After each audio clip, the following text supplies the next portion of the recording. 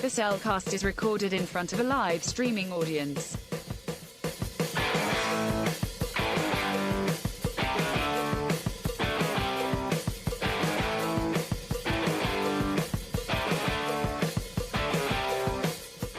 Hello and welcome to another episode of The Cellcast. Joining me today is a man who, well, he just helps me with everything I need to get done. He's a great second hand. I've trained him well. Welcome, Jacob. Thanks, I think. It's the closest I could get to describing Odie in this. Oh, that's perfectly fine. That's perfectly fine. Why, thank you. Let me introduce our co-host.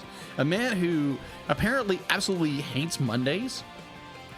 And apparently he's an athletic cat for a very lazy cat. Welcome, Drew. Garfield, while being a fat cat, A, is not that fat, but B, is comically obese, which means he's fit. Like Elmer Fudd. Anyway. Yeah, anyways. Yeah, tonight we are looking at our first go on anything in the Garfield franchise. Yeah. The newest film, the Garfield movie. 2024. Indeed.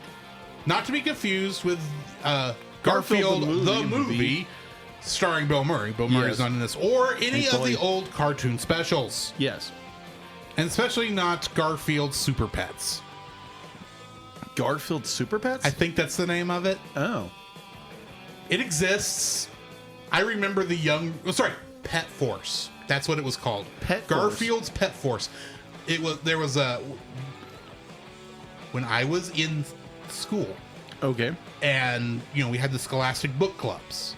Yes. One of the young reader books that you could get there was a series of Garfield short stories. Oh, okay. One of them was Garfield Pet Force, which somehow I don't remember the exact way, but somehow Garfield and Odie and a couple of the other main pet characters in it, including Garfield's stuffed bear, Pookie. Oh, yeah. All got superpowers and fought crime and space. I do remember it took place in space. And they made a movie about it 2012, 2013. It was a straight-to-DVD film. Yeah. But this is not that. No. The first thing I think of Garfield is Garfield and Friends from the cartoon back in the 90s. Yeah, that was really how I got into Garfield, was Garfield and Friends. And then I went and read the comics because I was a little kid and had not matured. That is fair. I say that because of the comic. Garfield is one of those weird things that it holds a special place in my heart, but I will fully admit to you, it's not funny to me anymore. Oh, okay. In terms of the comic strips, we'll say. I gotcha. Yeah, so Bobo says in the chat, the analysis of Garfield's performance in Cartoon All-Stars Out to the Rescue. We reviewed that on the Retro Rewind podcast. Yes. And that is technically the only other time we reviewed anything with Garfield in it. That is true. We have not done Cartoon All-Stars to the Rescue yet on this channel. No, we haven't, which we should.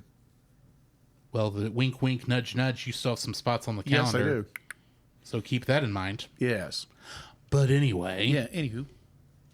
Let's go ahead and get into the spoiler-free section on this film. Certified fresh and spoiler-free. This is my first viewing of this film. And I may have given it away that I really have not read Garfield in 20 years. Fair. But I did used to be a big fan of Garfield. I had a bunch of the collections back in the day. Right.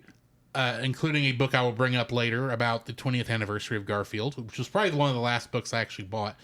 But I'm a big comic strip guy, the newspaper comic strips. That's really how I got into comics in general. Fair. So to me, when I think a lot of my sketching as a kid, and we get right down to it, my art style, it basically comes from this era, including Garfield, though mainly Calvin and Hobbes by Bill Watterson, who there's nothing actually licensed by him out there besides the books, which is fine. But Garfield was the one where you just found him everywhere, and like I said, Garfield holds a special place in my heart because let's face it, I'm a cat guy. I like lasagna. I'm not a super big fan of Mondays. I actually like cute things where Garfield gets annoyed by them. But anyway. And I do think that the word diet is actually the word die with a T. Diet. Diet. Obviously. Because I'm a big guy, too. So, and I have joked that, if Jacob is the dog of the show, and I don't mean that in a derogatory way. Fair. I mean, he has a dog. He has a lot of attributes that one shares with dogs. I do. Including the ability to bark. Just not on command. Thank you. I've had to tell that people, like, I've actually had interaction with the kids, like children. It was like, do it again. Be like, well, I can't bark on command. Can you sneeze on command? No. Meanwhile, I have a lot of attributes with cats. I have jokingly said that if spirit animals were actually a thing, mine would be a cat in search of a sunbeam. Because I feel that way a lot of times. I just want to lounge around and do nothing until I get the zoomies. I was about to say. Like, I've seen you in zoomies. And it's like, oh my gosh. Yeah, I just don't get the zoomies that often. No. You're like, I get zoomies like every day because I'm severely ADHD dyslexic. And I get zoomies all the time. Right. And my wife's like, what are you doing?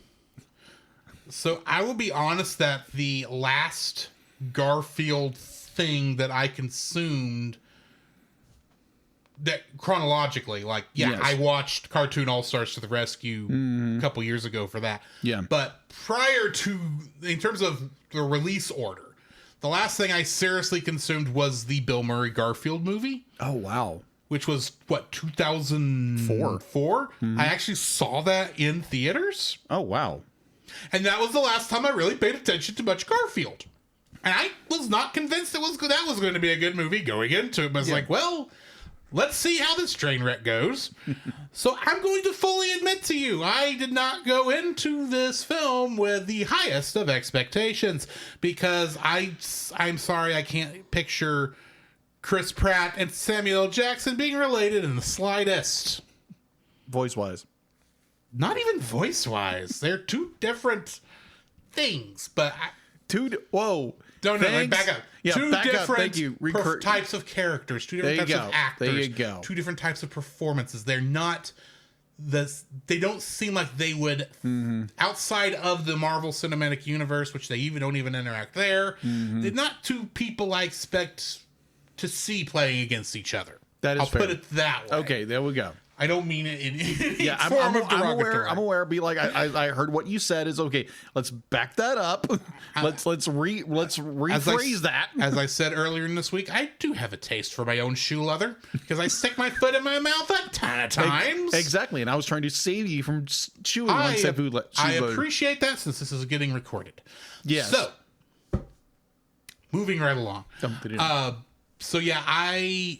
did not see this until this week. I knew nothing about it other than it was like, well, I don't know if I'd pick Mario to voice Garfield. Of course, I don't know if I would have picked Chris Pratt. I was trying to think of his character in the Lego movie. Emmett. I don't think I'd have picked Emmett to voice Super Mario either. So, c'est la vie. True. Is this a good film for kids? Actually, I think most kids probably enjoy this film. Yeah. And I would even go so far as to say, as to a degree, I enjoyed this film. It was not my favorite, but I mean, it was well made. So yeah, the Garfield movie, a well made film that may just not be aimed at me, which is fair. That is true. So what are your thoughts? Like Drew, like it's the first time I ever saw the film. I heard about it when it came out, and I was like, it didn't appeal to me whatsoever. Even though, like, we were in the heat of doing podcasts, and I was like, I thought about it. I was like, you know what? Be like, maybe you should reread this film. Nah. I think we brought it up a couple times on anniversary episodes, and it came up in our news segments back when we did that. But that's as far as it went. That is true. So true. I don't even think it occurred to us even remotely to react to it. No. Which we are talking about doing more reactions, folks. Yes, we are looking to do more things. So if you have suggestions within reason, please let us know in the comments down below or wherever you listen to us. I will be putting a poll this Saturday. So y'all go and keep an eye out for that on Facebook. Do that poll thing. Of what things that are out now that you might want us to react to or coming up in the next month. Yeah, exactly. Or 2 or 3. Well, I'm thinking short term so we can get stuff out and then we make a list. But anyway. Fair. So. Yeah. Continue. So I think my only interaction of Garfield growing up was the Garfield and Friends came out, the cartoon series back in the late 80s, early 90s. I remember that very distinctly. And this very lazy, chubby cat, orange cat. No, correction, he's not orange because he's orange. Okay, so he has an orange tabby. Yeah, orange tabby. Because I kept thinking it was like he's orange, but he has black stripes. So it was like he's more like what was that kind of? I think it's more like a tiger, So tiger print is probably the closest, but the entire reason he has the black stripes is the limitation of the color format in newspapers at the time. Fair. Granted, I think you still have that, but he wanted in the black and white comics and in the color to have the same color stripes, since you have to do the stripes black in the black and white strips so you could see them, and he did not want to do hatch stripes because that would have been too much work for the rate he was putting them out at. Right. So that's why Garfield has black stripes. That's understandable. So yeah, he's just an orange tabby. Yeah, he's an orange tabby. He's an orange, very large house cat. And so I watched this film and I'm like, okay, this is a very charming film. It's appealing. It's got a decent story. It's definitely designed for kids. And it may not be I won't say it's not up my alley. But I enjoyed aspects of the film. There were parts that annoyed the snot out of me, but that is to be discussed later. Other than that, it's an enjoyable film. It's definitely worth the watch because it did do extremely well in theaters. Yes, it is getting a sequel. That is not surprising at all. That is not surprising. But I would be happily surprised if this film got a sequel, and then so it's definitely worth a watch. It's available on Netflix if you subscribe to Netflix, and go get a watch. Now I'm curious where you can watch Garfield and Friends. Go look that up because I don't quite remember. It's been a while since I've watched Garfield and Friends, but Garfield and Friends was my show growing up, and I think that's going to lead to one of my unfair dislikes later on in the show. So why don't we go ahead and get into our spoiler-filled section? Yes. The following is a spoiler-filled review for the film The Garfield Movie. Listener discretion is advised. The Garfield Movie was directed by Mark Dindal and written by Paul A. Kaplan, Mark Torgove, David Reynolds, Lee Eisenberg, and Gene Stupinski. You gotta love it when you have this many writers on a non-Disney film. Yes. Because that usually is not a good sign. In some ways, yes. A lot of times it's not a good sign. Yeah. It is based on the Garfield newspaper comic that was originally created by Jim Davis and supposedly is still drawn by him. Keyword, supposedly. Yes. Getting into the cast, we've got Chris Pratt playing Garfield, and he was, of course, Mario in the Super Mario Brothers movie. Samuel L. Jackson, who plays Garfield's father, Vic, and he is Nick Fury in the Marvel Cinematic Universe. Off this mother smucking plane. That too. Hannah Waddingham played Jinx, the evil female cat. And she was the Grand Councilwoman in Lilo and Stitch 2025. Oh. Wait, Lilo and Stitch is... The live action.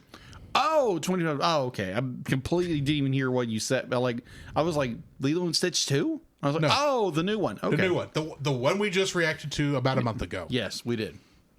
Which is now on digital right now. Yes. That came out. That's happening way too fast, but that's a rant for another time. Ving Rhames was the voice of Otto. And in the Mission Impossible films, he plays Luther Strickland. Nicholas Hoult was the voice of John Arbuckle. Yes. And he was Lex Luthor in Superman 2025, which we reviewed last week. last week. Cicely Strong played Marge Malone, the human antagonist in this film that worked for Lactose Farms. The security guard. Yes. She played Jennifer Lynch in Ghostbusters Answer the Call. Meh. And Harvey Gillen played Odie. And in Blue Beetle, he played Dr. Sanchez. So he does get around. He gets around. Yeah. Good voice actor. Kingdom Hearts connections. How many do you think we got? Well, I'll be like, I'm not mistakenly, I looked over your screen and saw something, but I don't know what you could have seen because that's all blacked out. oh, I'm aware, but here. I'm aware, but I can count. There's a reason that it's blacked out. True. Make your guess. Let's see. 6? No. No. Then what shall it be then? You want me to go ahead and say it? Yeah, go for it. 1. 1. Yes. For a 2024 If movie. you haven't figured it out yet, ever since you started being able to see my screen, I put in fake lines. Oh, you suck. I've been doing this for 3 months. You stinker, you. That is so clever. Why don't you just turn to Odie and bite you? So here's the really bad part about this. You mentioned that a 2024 film only having one connection. Yeah, which to is Kingdom Hearts. weird. First of all, this guy does not even have a connection to Kingdom Hearts itself. It is through Smash Brothers. Oh, okay. And it's not the English version. And it's not the Japanese version. It's the Italian version. Wow, talk about your deep dive. That's impressive. Maurizio Merluzzo is the Italian voice of Garfield and the Italian voice of none other than Knuckles the Echidna, which means I get to bring him up in 2 weeks again. Oh no. That's right, because we're doing Sonic the Hedgehog 2. And I even already looked. He plays Knuckles in that. Oh wow. Wow. So yeah. That's all I've got for cast. What do we got in info and stuff? All right, so info and stuff is on IMDb is a 7.5 out of 10. Rotten Tomatoes, the critic score is a 37, but the audience score is a 79. So you can definitely tell how the reviewers viewed the film very poorly, where the audience loved it. Or at least had a good, good positive review to it. Yeah, this happens from time to time. It does. It does. You don't find it that often where audience and critic reviews kind of line up. Sometimes you do, but it's got to be a very special film. It does. One way or the other. It does. I agree. All right. So it's available to watch on Netflix if you are subscribed to Netflix. And if Netflix will come on and be a sponsor for us, that'd be great. Or Amazon Prime. Or Disney Plus. Would be amazing. We'll take Tubi. Yeah, we'll take Tubi. That'd be fine. We'll take anybody except for Manscaped. I refuse. What? You don't want a nice... The face shave ain't the problem. I'm aware. I literally will turn off YouTube videos if that's the sponsor because I really don't want to hear about it. I get pains. Oh, gotcha. Okay. Okay. Moving right along. Dig-a-doom, dig-a-doom. All right. Production was Alcon Entertainment, NDEG Animation, Wayfair Studios, One Cool Films, Studio 6 Films, John Cohan Productions, Andy McNeil. I'm butchering McNeil. I knew I was going to say that right. Andrew McNeil. Andrew McNeil. Andrew McNeil Entertainment, distributed by Sony Pictures Releasing. Its runtime was 101 minutes. Has a theatrical rating of PG, which it's a good rating for this one. It's PG's the new G, unfortunately. Yes, it is. Release date was on May 1st, 2024. It was released first internationally released, which is a different kind of beast with normally. It was again released on May May 19th at the Grauman's Chinese Theater, and then domestically here in the United States on May 24th that same year. So going to box office, this movie had an estimated budget of $60 million. Its opening weekend for the United States and Canada on May 26, 2024, earned it a over $24 million. Mm-hmm. Its domestic gross for the United States and Canada was $91.9 million. It made its budget back, but domestically it didn't do well. Mm-hmm. But internationally, it made bank. So its international gross was $257.2 million. So this movie did very well over in international markets. Mm-hmm. Let's see. Home release. Sony Pictures Home Entertainment released the film on digital download on July 9th, 2024, and it made available on DVD and Blu-ray for the first time on August 27th of that year.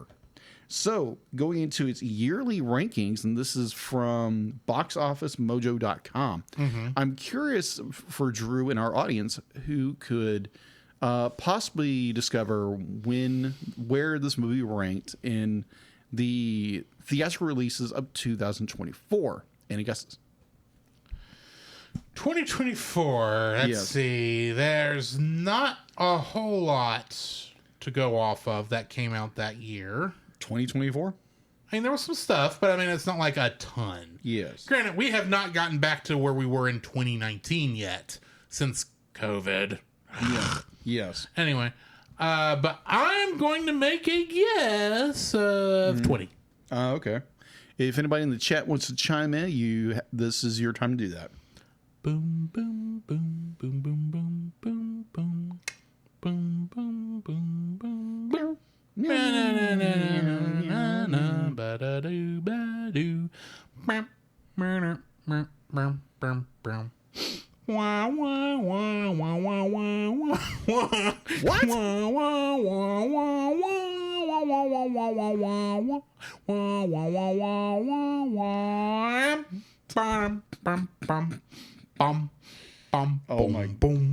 Oh my gosh.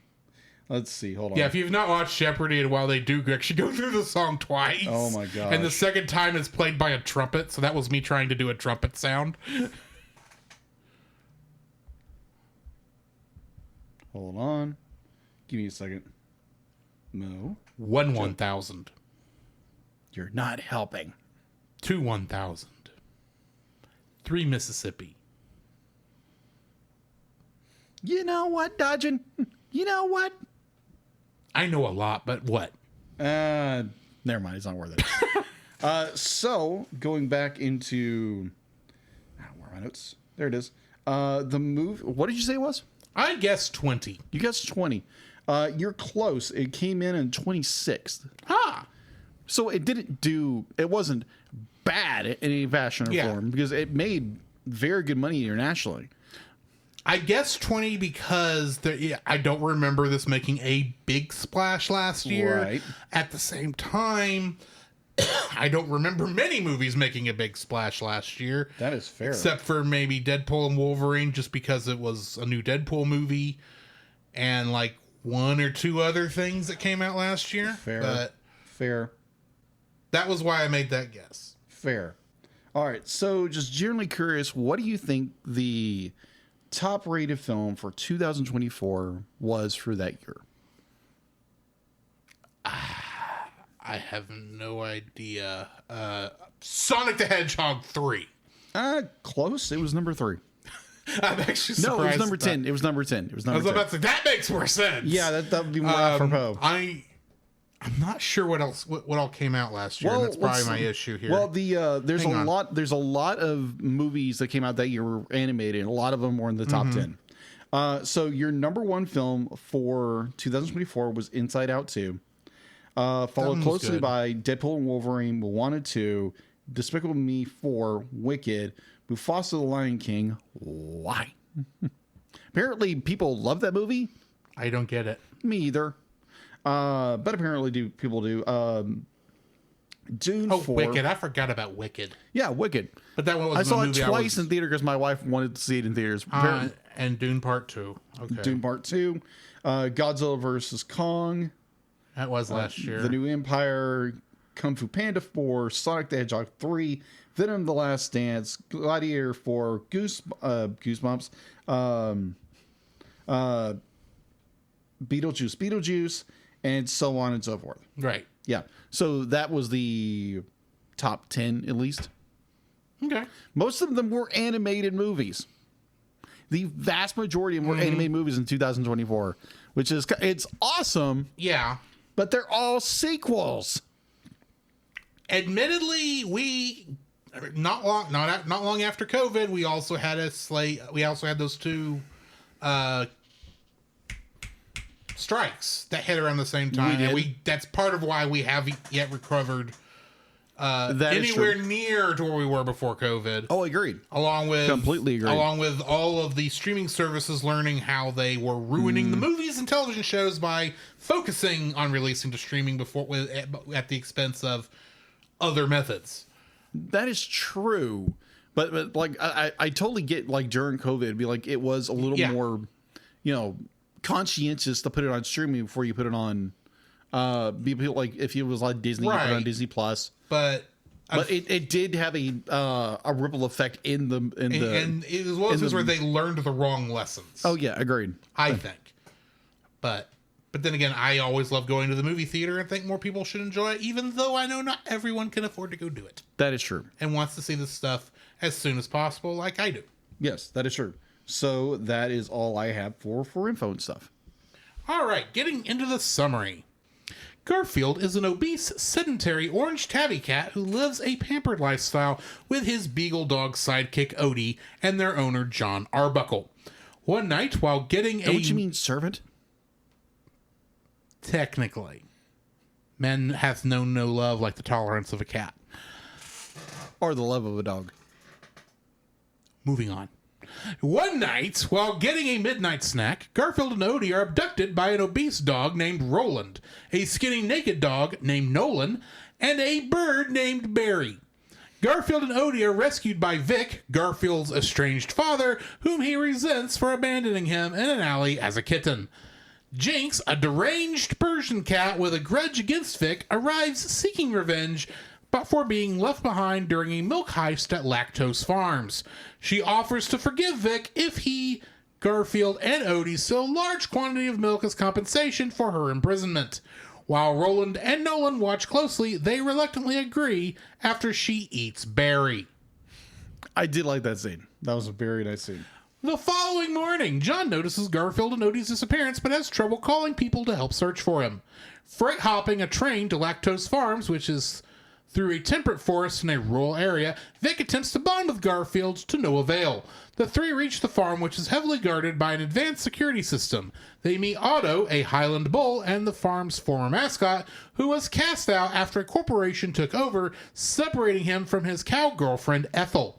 They agree to help get Ethel out of the farm if he helps them break in. While preparing for the heist, Garfield and Vic frequently clash with each other, forcing Odie and Otto to tie them to a tree.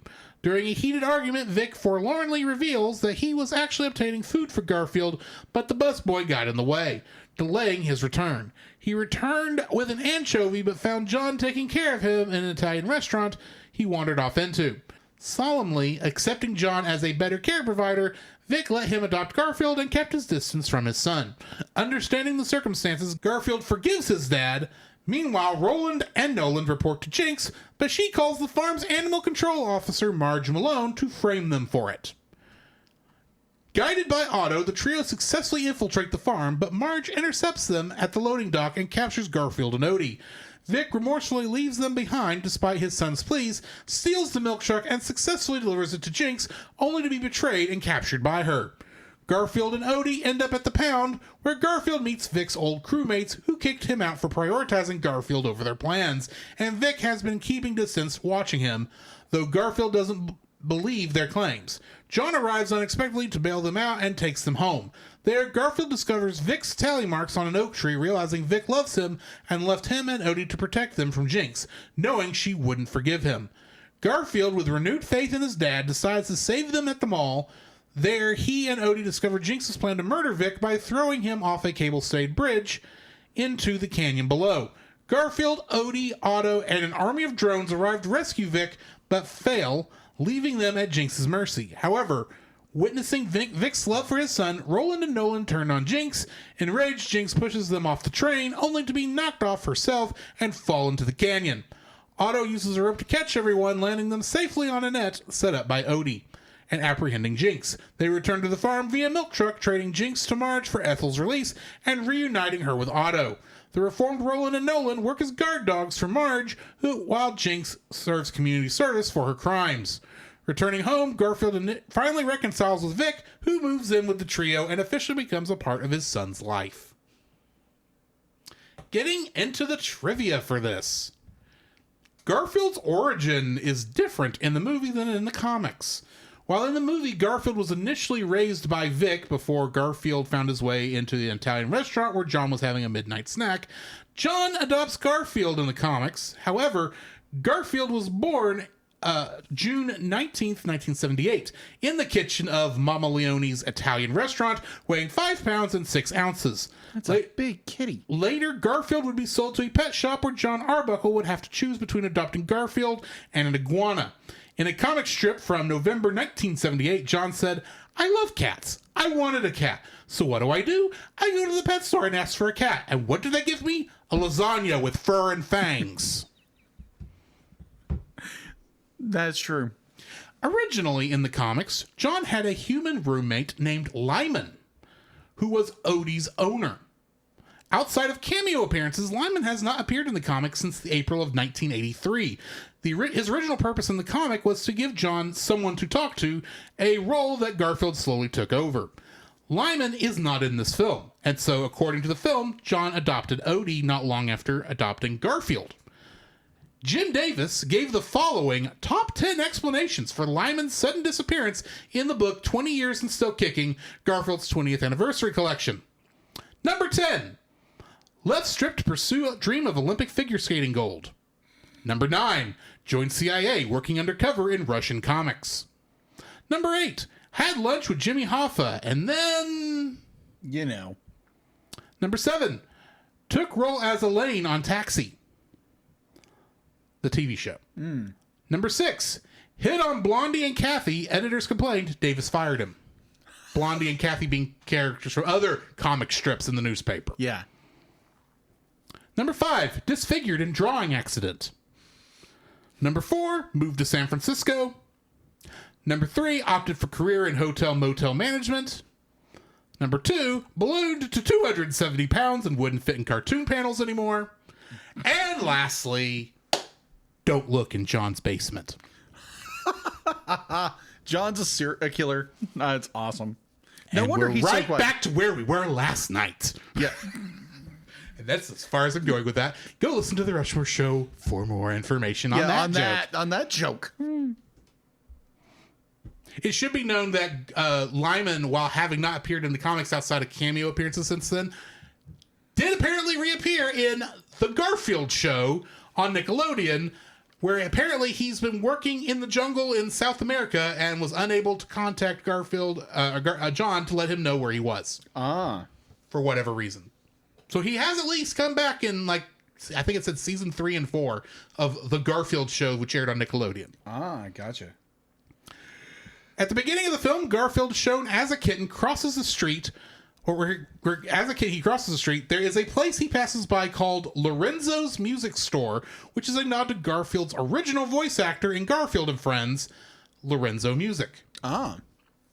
The code that Garfield uses to unlock his phone is 061978, which corresponds to the date of the first Garfield comic strip, June 19th, 1978. At one point, Garfield lands on the front of the car windshield, smiling at the driver, which is an homage to the vintage Garfield plush toys with suction cups on them that stick to the windows of cars. The gag was also reused in Garfield the movie 2004, released 20 years earlier. The character of Vic resembles a modernized version of Garfield's original design from the beginning of the comic strips, as there is a major art change that happened sometime in the 80s to the Garfield comics. Agreed. When Marge is watching the screens, she says, Jiminy Davis. And in the scene where Vic tells why he left Garfield, there is a shop in the background titled Jim's Comic Books. Both of these are nods to Jim Davis, the creator, and supposedly still the only person actually writing and drawing Garfield. Supposedly. Lastly, who knows? Be like, there's a lot of artists that still do it. My understanding is he still draws a lot of them, but there are some done by other artists working for Paws Incorporated, which was created by Jim Davis to handle the Garfield licensing. That makes sense. In 1994, Paws Incorporated bought the rights to the original comic strip from 1970 to 1993 from United Feature Syndicate, the original comic distributor. While Paws is now the owner of the whole library, publishing and distribution of the comic is still handled by United Press Syndicate's successor company, Andrew McMeel Syndication. This movie was entered into production in 2016, after which, in 2019, Paws Incorporated was then sold to Viacom and integrated into Nickelodeon. As Nickelodeon are now considered the current owners of Paws Incorporated. However, since Sony had already started working on this film prior to Paws Incorporated's sale, Nickelodeon and subsequently Paramount Pictures are not involved in the film's production despite owning Garfield since 2019. Interesting. Which I'm assuming also will be true of this supposed sequel that's coming. Yes. So I'm curious now. Be like, ever since you just laid that information down, I'm curious with the second film, who will get the distribution rights? More than likely, since it's Sony who made the film, it's not Sony Pictures Animation. Yeah. Strangely enough, even though it's animated, but I think they still own the rights, just like they own the rights to Spider-Man. True. It's be interesting if Paws Incorporated actually gets involved in the creation of it this time. Yeah. Well, I'm sure they were involved in the creation of the original, but they probably can be credited because they're technically part of Nickelodeon. Right. It'd be interesting if Nickelodeon shows up in it. I'll put it that way. That is true. Because Nickelodeon owns a bunch of old school. Bear in mind, Nickelodeon is not only the owners of Garfield, they're also the owners of Teenage Mutant Ninja Turtles, which means one day Garfield and the Ninja Turtles could be eating pizza together. It already happened. I missed it. Yeah. Shoot. It was a short that they did back in the 90s. You can look it up. Well, that's before this. I mean, it's way before they had this. to do some things, but I'm talking about in modern day. Gotcha. There could be a TMNT versus Garfield comic book. Oh gosh, that would be weird. Ooh, TMNT versus Pet Force. That's a call. Let's not get into that. Yeah, no. But kind of in that same vein. So I don't know if you're familiar with the toy company called NECA. I've heard of them. Okay, so NECA currently has a license for TMNT, and they are doing movies. They're doing Archie comics. They're doing everything related to Turtles right now. And so at San Diego Comic-Con this week, they released they have on display a new Turtles, and it's a Turtles Garfield crossover where it's Garfield dressed as a turtle. With Odie with a turtle shell for a head. That sounds about right. Yeah. Yeah, so it actually was a little... Is normal Splinter? No, because apparently in the original comic... Actually, there is a mouse character in Garfield who technically could fill that role. Fair. So in the original comics, the original one-shot comic strip they did, where apparently Garfield decides he wants to have the pizza the turtles are having, so he dresses himself as a Ninja Turtle to befriend the turtles, and the turtles don't buy it and they kick him out. Yeah, look it up. It's actually kind of funny. I think actually I have seen this. Yeah. It's just been a while. I think technically wasn't it drawn by Eastman and Laird? I don't. It's not the traditional Garfield style from what I remember. I don't know. I'd have to look that up. Anyway, it's not that big a deal. Yeah, I know. So, what's your first like for the film? My first okay, so it's kind of a heartfelt story because you have father and son who had been separated for so many years, and Garfield was convinced, and he was in this understanding that his father had left him, abandoned him in a box, and then he had to fend for himself, and which was not completely true. And so this kind of reunion kind of story where Vic kind of comes across as a shady kind of character, and Garfield's the lazy house cat, and they wind up having so much more in common where they kind of start to care for each other as characters. And I honestly felt when I think it was when they were tied to the tree, when Vic was trying to tell Garfield the actual story, what actually happened. I was like, okay, that got me a little bit. That was some good storytelling right there. And I love the dynamic between Vic and Garfield. Be like, I may not completely agree with the choice of Chris Pratt, the other one of the Chris's, Chris Pratt as Garfield, but I did enjoy the performances between Chris Pratt and Samuel L. Jackson as these characters. It felt authentic. It felt like an actual relationship between two cats or two people, and they're trying to connect with each other. They do have a bond and a sympathy towards each other, and I thought it was a really cool.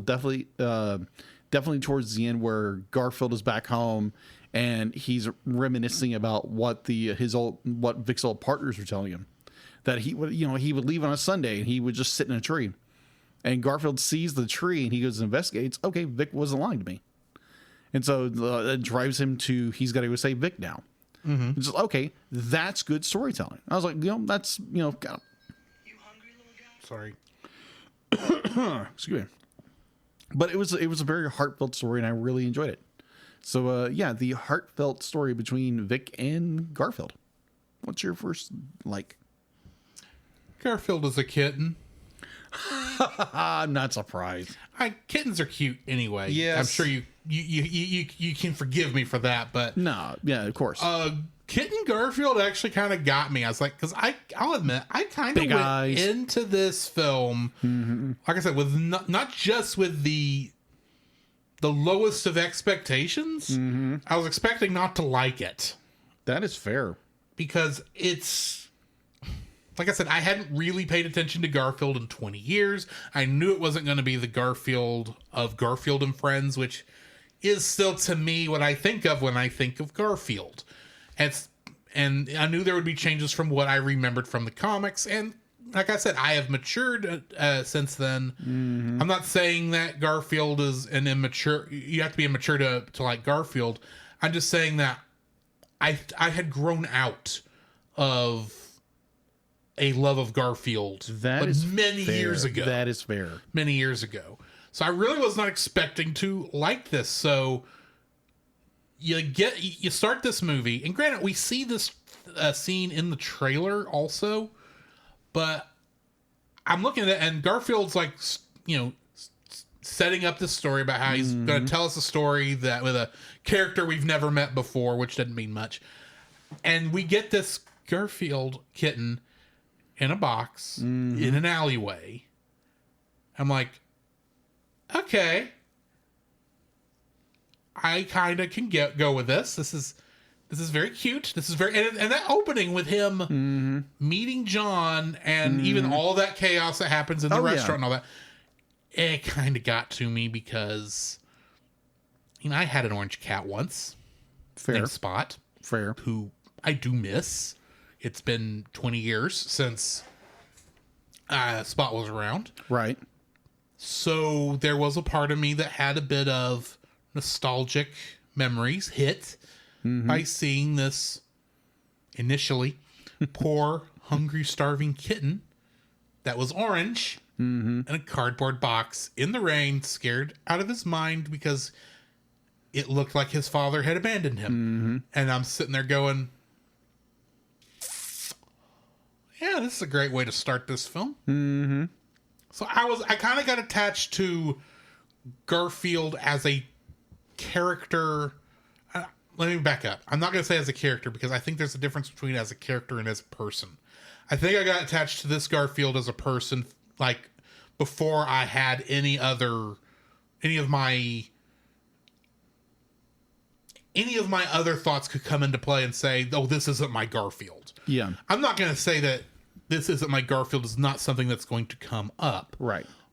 But I kind of got to where I liked this version of Garfield fairly quickly. Yeah, fair.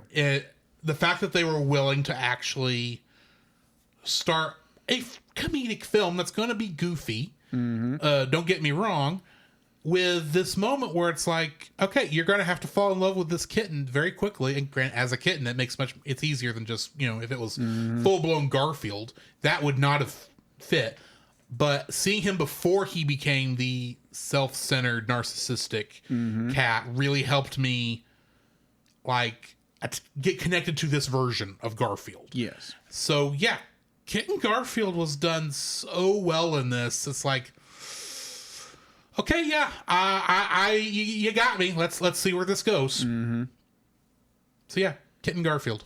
It's my first Garfield. like. What's your second like? My second like is going to go character-wise is Odie. Not because he's a dog. Well, Right. he is a dog. He's probably one of the best dog or cartoon dogs or best, comic strip dogs ever known.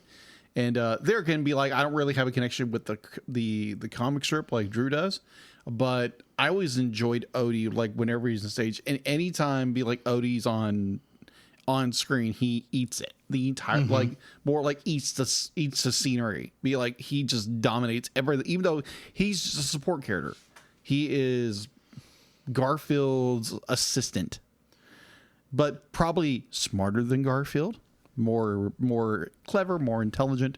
But he's more the sidekick, and I think he's very well adjusted to that. And like he's the dog, be like he's going to be faithful, he's going to be obedient, even though it'd be like he's being obedient to a very selfish cat.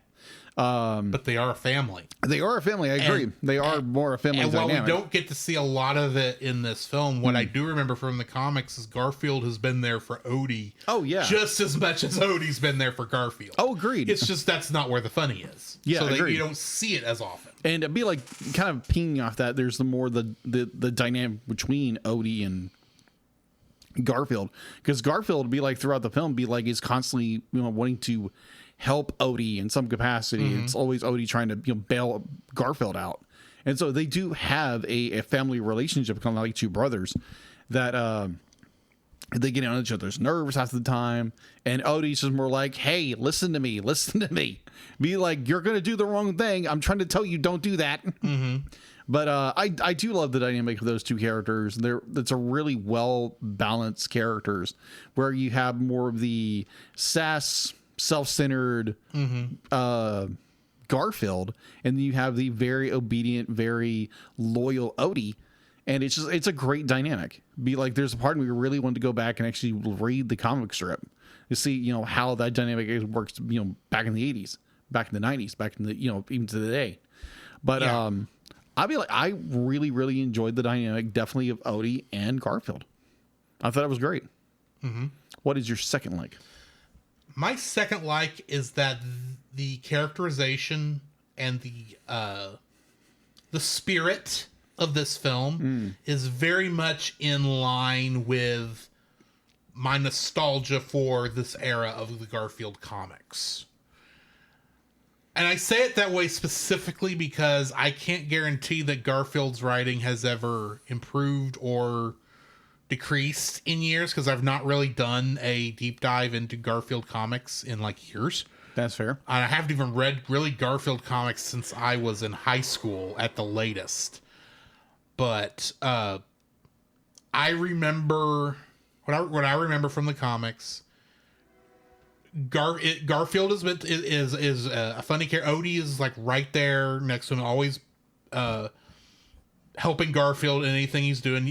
Admittedly, Garfield in the comics at that era was playing more tricks on Odie, but it was done like in a brotherly kind of way. Oh, yeah. And you don't really see that much of that in this film. No. I think you see a little bit of it, but it's not the focus, because so much of the focus is on Garfield and his dad. But even John being this exasperated cartoonist, they never talk about that's what he is, but you actually do see him drawing on Bristol board at one point in the film. So, which that was what his role was in the comics. That's what his job was, because he's basically a stand-in for Jim Davis in the comics. But I appreciated the fact that when I watched this film, it fit my memories of what the comic was. I'm not saying it's exact, and I'm sure if I go back and read like some of the comics from that era, I would probably not enjoy those comics as well at my current age and experience. But it fit my memories, and I appreciate this. Felt like I was watching the Garfield comic strip from my childhood. Oh, okay. It's not Garfield and Friends. Don't get me wrong. Those are two different animals. Yeah. But literally and figuratively. Yeah, but this really did feel like, there was some characters missing. I don't know if that's just because the writers decided not to use them. Right. Or if maybe there was some legal reason why those characters couldn't get in there. Besides Lyman, because Lyman had fallen out of the comics years ago. Most people don't even know who Lyman is. But I know Nermal and Liz the Vet do get cameos, but they don't really get to do much in the film. So, but they weren't always in the comics. So when they're telling this original story in that framework, it works. And it really did kind of feel like it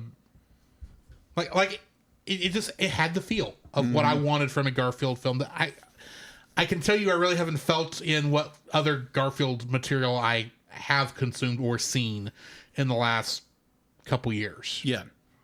Even though I've not seriously consumed it in years. But I appreciate how this felt like the comics I grew up reading. Okay. What is your third like? My third like kind of go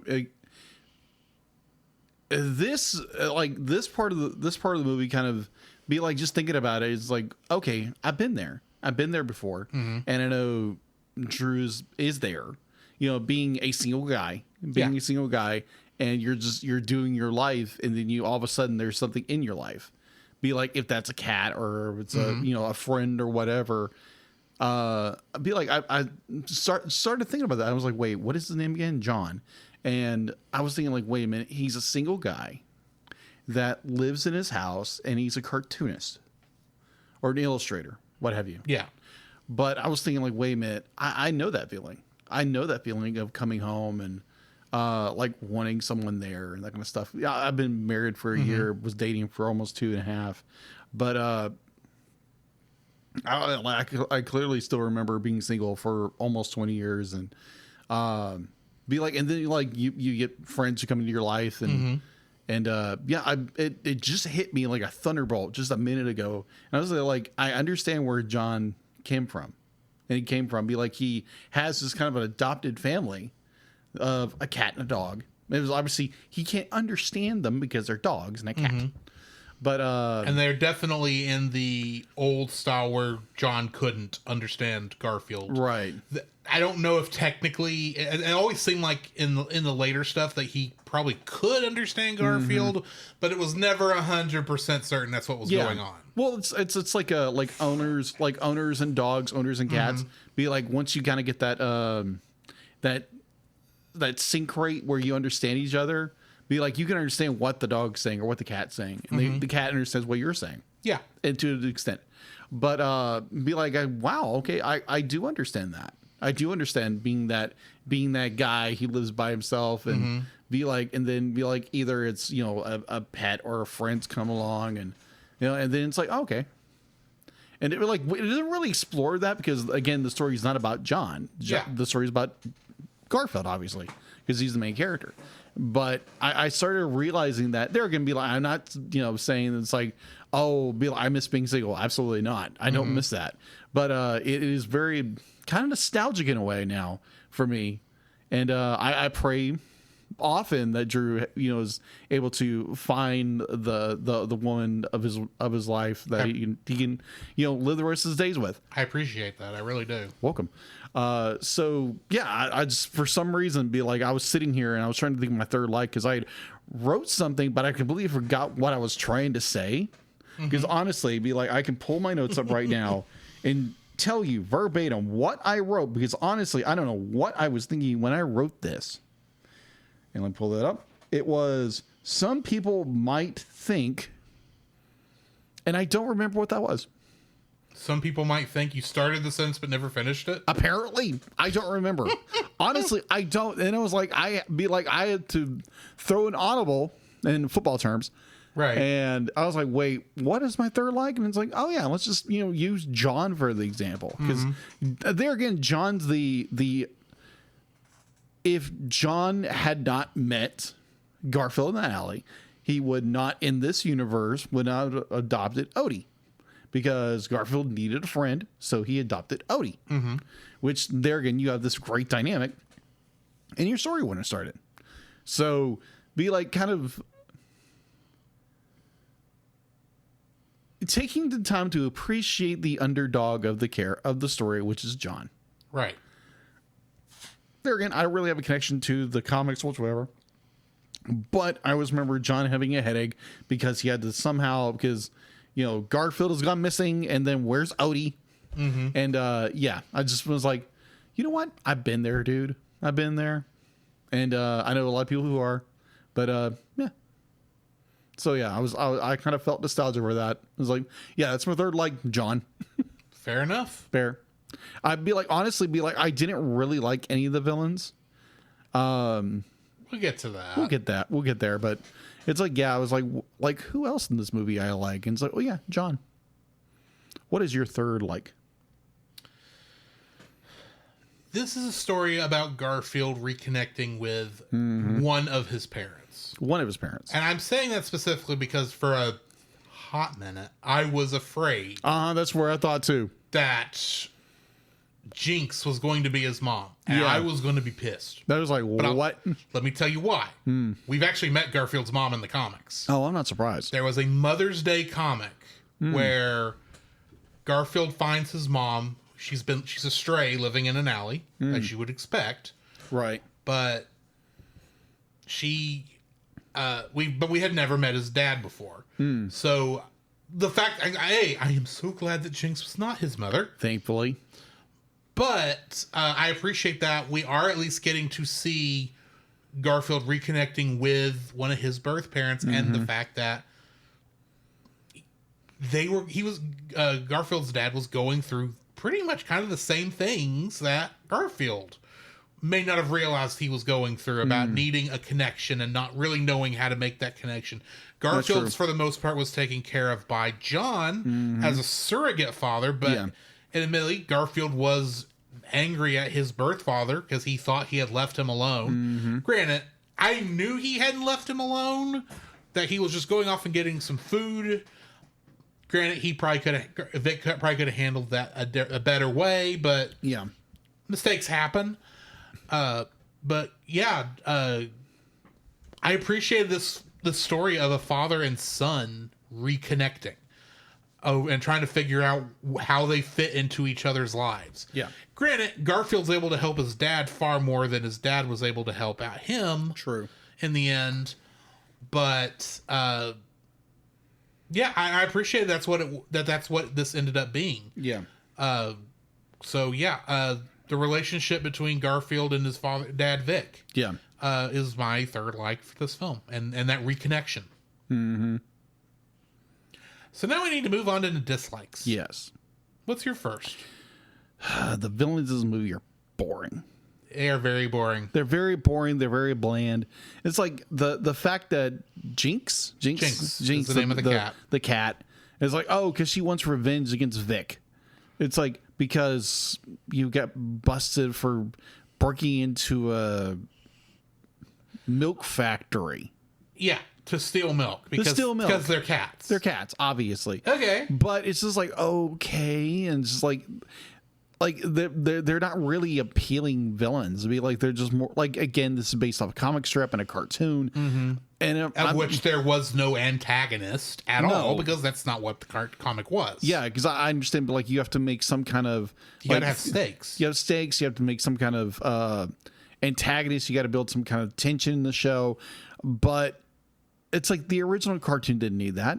The comic strip didn't need. I understand you want to build tension. You want to make a very you want a good story. Yeah, which would be like you could have done with like any adaptation probably of Garfield itself.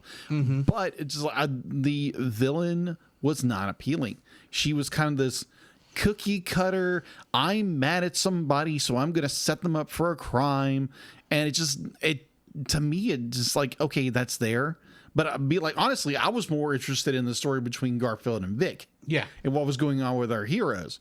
And this whole, oh my gosh, they have to go break into a milk factory, which is like a death trap. I'm like, seriously? There was a part of the movie I toned out because it was just, there was so much what felt like filler in this thing. I'll get into that in a second. But this, oh my gosh, the be like, if it was me, I would have made it more of a story where, be like, you can drop the revenge story, you can drop the dairy factory plot, you can drop it completely, and you can have just more of Garfield has an encounter and then he has to explore this or something like that, where you're not really have a villain, but you have more of a journey or something like that, or so it didn't really necessarily need a villain per se. They threw a villain in here because, we need to make it exciting and fun. Garfield does it by itself. So why bother putting in this very bland, what's a bad version of milk? Spoiled milk? Yeah. Stinky cheese? Something like that. Just be like not even a very good cheese or a good milk. Like, it's like lactose intolerant kind of milk. It's just like, why is this there?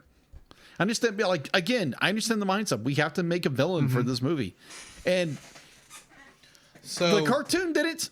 Like every other media of Garfield has never needed a villain, and thus you put a villain in the movie, and it's just like, this makes no sense. Be like, I get where they're coming from, but it's just more like, you're building tension for no reason. Just put the story on Vic and Garfield and make this adventure and not make it some stupid action story. So, what you're describing... Rant over. What you're describing would work is if somehow Garfield and Vic got separated from John somehow, and Vic was having to get Garfield home. Something like that would be a good premise for the story. Or here's kind of like in Bolt. Yeah, kind of like a Bolt story. Or it could be like John was going on a trip and they it's kind of like what is that? Oh, come on, it was a Disney movie that came out years ago. Homeward Bound. Kind of like a Homeward Bound story. I could see how that would work. So you really didn't need a villain or like all these extra stuff you had to jump through. You could have done a Homeward Bound story, and it would have been fantastic. But there again, I understand where the writers and director was going with this. I just don't agree with it. You didn't need the villain. You didn't need the factory and all that.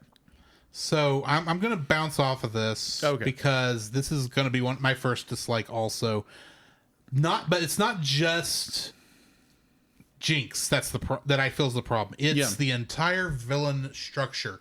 So it's Jinx, it's the security guard lady, and I'll leave the two thugs out of this because their role, I think, was handled pretty well for what they were doing. Their redemption arc was pretty good. Everything else was like not needed. If it were me, this is me, and you're going to do this paint by numbers antagonist because it's very paint by numbers. You see this in Despicable Me is very bad about it. There was something else we watched recently that had animal control person that was very yeah. militant. I'm trying to think which movie that was. That may not have been something we reviewed for the show, but it may have been something I caught and thought, oh, good night, this is bad. Yeah. But either way, if you're going to do that, here's how you do it better. I will go with this. Yeah. First off, Jinx only appears in the scene where she has to send Garfield and Vic after the milk, and then she doesn't appear again until the end. Basically being Jabba the Hutt, when you want to get right down to it. Hit mafia boss. You send it out there with the threat to kill, because I thought that scene with she eats Barry was funny. That was funny. You could still leave that in, but don't have her going after being involved in the rest of that antagonist. She's got to be the looming threat. Yeah.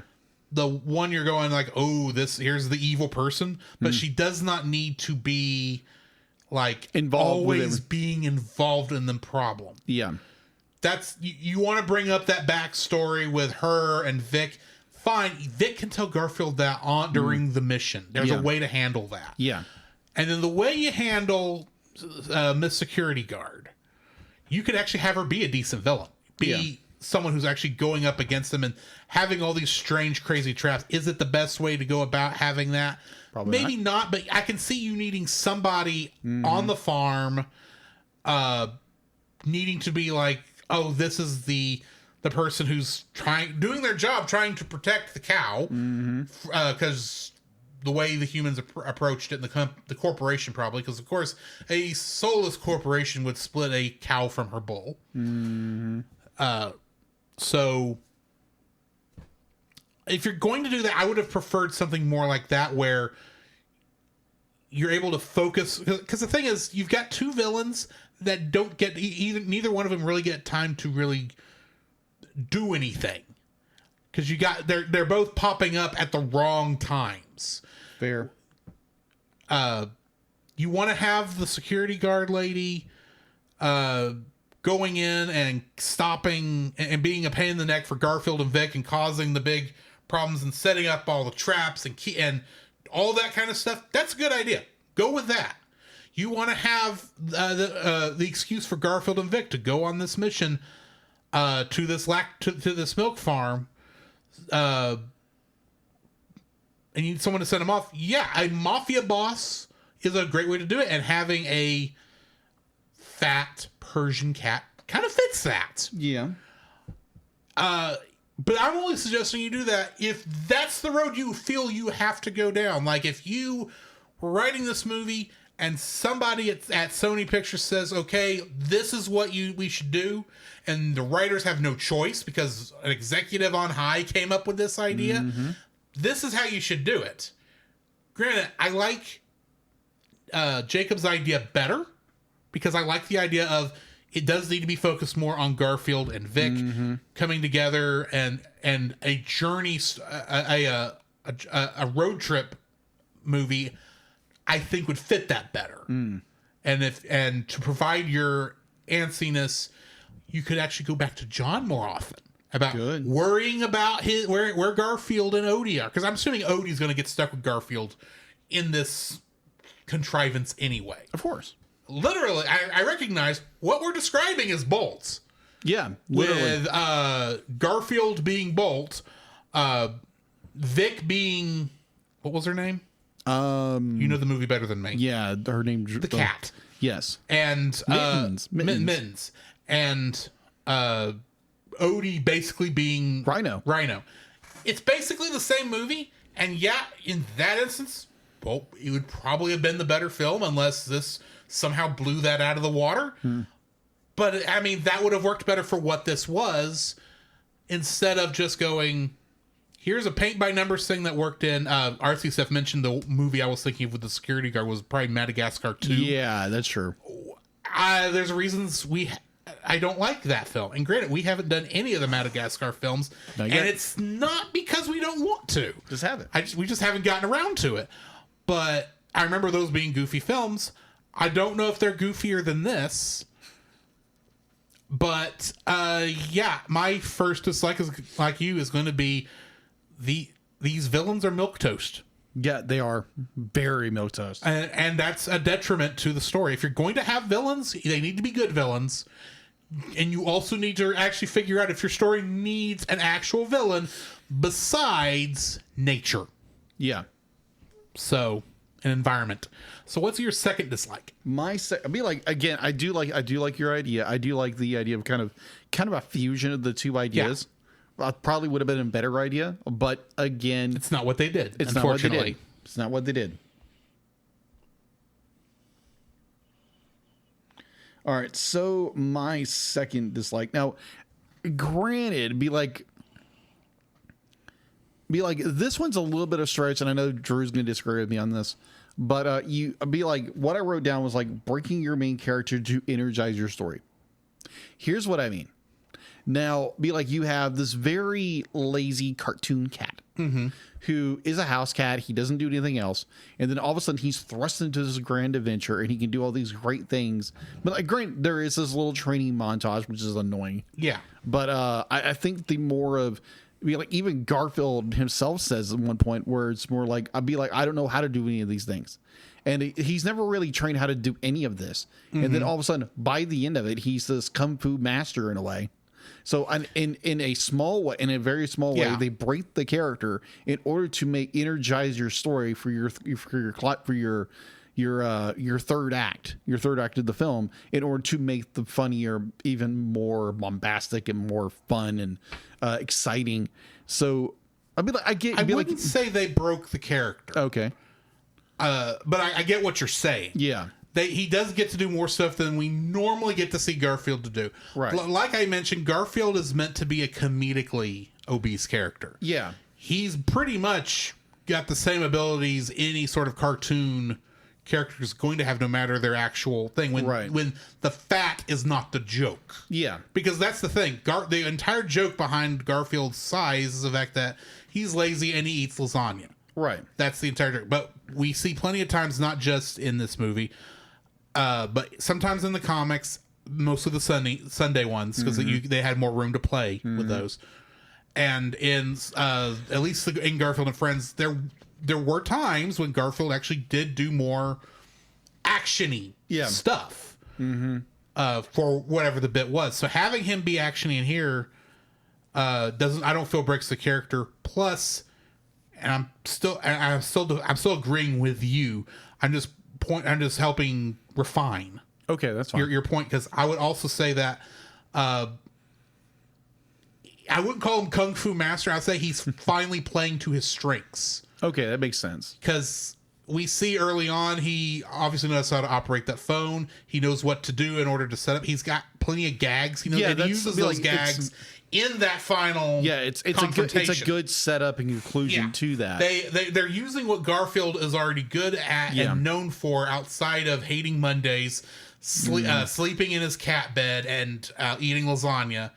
Except they actually are using the Italian food connection there, right? Because of the restaurant. But they're using that as part of how he's actually being the hero of the story. Yeah, I get that. But I think if they would have done more of be like, okay, I did like the climax of how Garfield is able to defeat the villains. I get that. Be like, I thought it was clever. I thought it was really, really clever because they brought it up earlier. Here's this little Easter egg with the drone delivery. Yeah, here's a little trope we're gonna do. We're gonna bring it back later.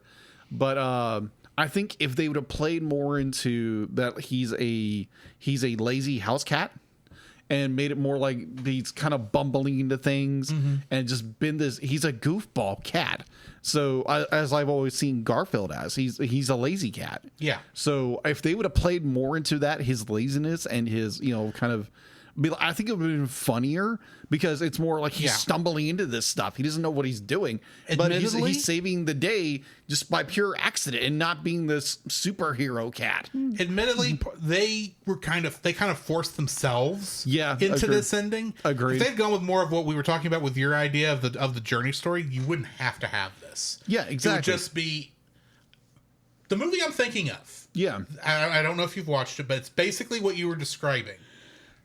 Planes, Trains, and Automobiles. We reviewed that. We have? Oh, yeah, Yes. we did on the other show. So, Yeah. yeah, you have seen it. Yes, I have seen it.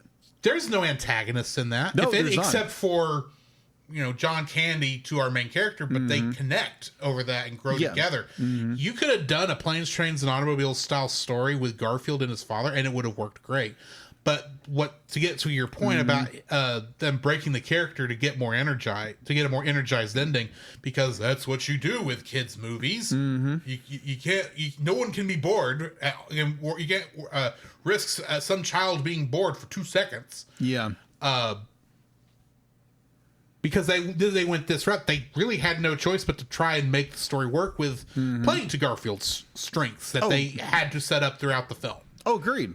Be like they're the drone delivery and earlier on, it's like, and they bring that back in the climax of the film. I thought it was a brilliant idea, and I think if they would have played more to like who Garfield is, and not this more, let's make him more of a superhero type character, and like he's stumbling into things, he's kind of winging it. He doesn't know what he's doing.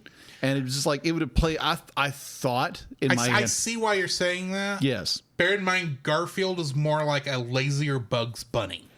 Okay, he's a lazy Bugs Bunny then. So Bugs Bunny is always going to find some goofy, cartoonish way to get out of whatever the bad situation is. Fair. You play more to that. I agree with you. Okay. But stumbling into things, that's where I kind of go, that's not Garfield. Okay. Garfield fair. doesn't stumble. Okay, got it. But I think as the nostalgic in my head of Garfield, be like when like in Garfield's Friends or something like that, he would be just kind of like things would happen, he would kind of just react to it, but he doesn't know what he's doing. But that's what I remember. There again, Yeah. But It's also probably been, 30 years since you watched Garfield and Friends? Yeah. So, I get that. I get it. And we do need to find that somewhere, because I actually want to now watch some of that old show. It is available on Pluto TV and all the other free streaming. So you can go watch Garfield I may on watch Saturday. some of that this weekend. Yeah. Then. But, yeah. All right, so what is your second dislike? So my second dislike is going to sound really stupid. And it's the fact that Garfield moves his mouth when he talks. And so do all of the other animals. Oh, okay. Now, your first thought, I know, is like, it's just nostalgia for Garfield and Friends, where they never did that. Yeah. Because, except for on Free Country USA? No, that's not the name of it. What is the name of that farm show that was on that one? Farm show. Because you'd have a Garfield short, and then in the middle you'd have the pig, and the chicken short, and then you'd do another Garfield one at the end. Yeah. Free Country USA was from something else. I don't remember. It's been 30 years. I can quickly get this. Garfield and Friends. Because it'll be U.S. Acres. U.S. Acres. Oh, yeah, that's right. They did do that with the U.S. Acres with having the mouth movements, but Garfield and all the other animals in Garfield and Friends in the Garfield segments did not move their mouths. And I know you're thinking that must be where my nostalgia is going, because why would you animate a character and not animate their mouth movements? And I'll tell you I have a good reason, even though this is also a nitpick. In the comics, when Garfield speaks, he never speaks in speech bubbles. He always speaks in thought bubbles because he is a cat. Yeah, so he doesn't talk like a normal human being. He doesn't talk. So, and when Jim draws Garfield talking to John, he doesn't draw the mouth moving. The only time Garfield's mouth does any moving is when he is reacting or he's eating, not when he's speaking. And that's true of not just Garfield, but every other animal character on the show, in the comics, and the way they handled that in Garfield and Friends, in the Garfield segments, was just not having mouth movements and just having the characters act with that. And they even copied that same way of doing things in Garfield's parts of Cartoon All-Stars to the Rescue. Fair. Now, I have not watched the Garfield show. But I do remember, at least in the quote-unquote live-action Garfield movie starring Bill Murray, I don't remember if Garfield spoke with his mouth or not. But I'm thinking they did, and I think that's part of why that film doesn't work. Oh, okay. And I'm thinking that's kind of my issue here, because it threw me off. Granted, I did have to go and watch the trailer again while we were recording, because I could not remember if Garfield did it or not, because once I got into it, that's why I'm calling it a nitpick, because I couldn't remember how they did it in this film. But I went back and looked and go, oh yeah, that actually is an issue, because it breaks the original intention, at least as it was back in the 80s and 90s. Okay, fair enough. Whether or not that's how it's still going, and whether or not... And I understand why you go ahead and animate it, because in a modern sense, having an animal... Having scenes with nothing but animals talking to each other, and none of them ever open their mouths, is kind of weird. Because it only really works when you've got other humans, and that you got to kind of give the impression that the humans can't understand the animals. I get that, but at the same time, it really does feel like Garfield's mouth, and consequently Odie's mouth, and Nermal, and the mouse, and Garfield's girlfriend, and all these other animal characters should not be speaking out loud like they are in any other film. What should be separating Garfield from those is the fact that they only speak in thoughts. Fair. Granted, like I said, that's a nitpick, but I feel like that would have given this film just enough of a identity. Fair. That it may have stood out maybe a little bit better, because for the most part, like I said, this is kind of a paint by numbers. It is kids movie, just with Garfield characters in it. Yeah, so, in some ways, I agree. What's your third dislike? My third dislike, again, I think it's more of a bad casting. Even though I adored this actor, I think he's a really great actor, and he's a good voice actor. I just don't agree with Chris Pratt as Garfield. I'm going to agree with you, even though this is not on my list, and it's because Chris Pratt doesn't have any other voices besides Chris Pratt. Yeah. Be like, I'm throwing no shade at Chris Pratt. I think he's an amazing actor, and he's a good voice actor. And it may not even be his fault, because he can only really work off of what the directors tell him, and if they want Chris Pratt voice because they're paying for Chris Pratt, yeah, you're going to get Chris Pratt. You're going to get Chris Pratt. I get that. This is kind of the issue I had with Mario, even though I think I even said in that review, it worked for me because he had a light Italian accent and it worked. Yeah. But again, I'm in the same boat when it comes to Drew, when it comes to the Super Mario Bros. Movie. I enjoyed his performance as Mario. I just wasn't as sold as his performance. Again, his execution, it was okay. I love the story of this character. I just don't when I hear Garfield, I don't hear Chris Pratt. And again, some people, it's like, oh, that's a nitpick. Yeah. Well, it is a nitpick. And it is a nitpick, but at the same time, as much as I don't think Frank Welker is doing Lorenzo Music's voice, from what I've heard of him in the Garfield show, he's closer than Chris Pratt is. Because Chris Pratt's voice is too high for what I picture in my mind as Garfield's voice. Yeah, so I think there's been an issue with most modern cartoon or animated movies that are in theaters. Is you have stunt casting. Yeah, kind of stunt casting. You have these massive A-lister, B-list, voice actors who are coming in and doing voice acting for a character that you could just rattle off a bunch of other incidents where it's like, okay, it happens all the time. It happens all the time. And it's been happening for years. Oh, agreed. Disney started doing it back in the 80s. But it wasn't the But at the same time, you can't blame the whole thing on stunt casting. No. Because you look at some actors like Adam Sandler in Hotel Transylvania. Yeah, that was a great choice. You don't even know it's him half the time. No. He does that good a job. And I will even say, if we're talking about this movie, Samuel L. Jackson as Vic does not sound in my head like Samuel L. Jackson. No. No, he's putting on character. He's actually got a good character voice. And Samuel L. Jackson is actually pretty good. It's just most people want, I want these snakes off this plane type of Samuel L. Jackson. They want Mace Windu.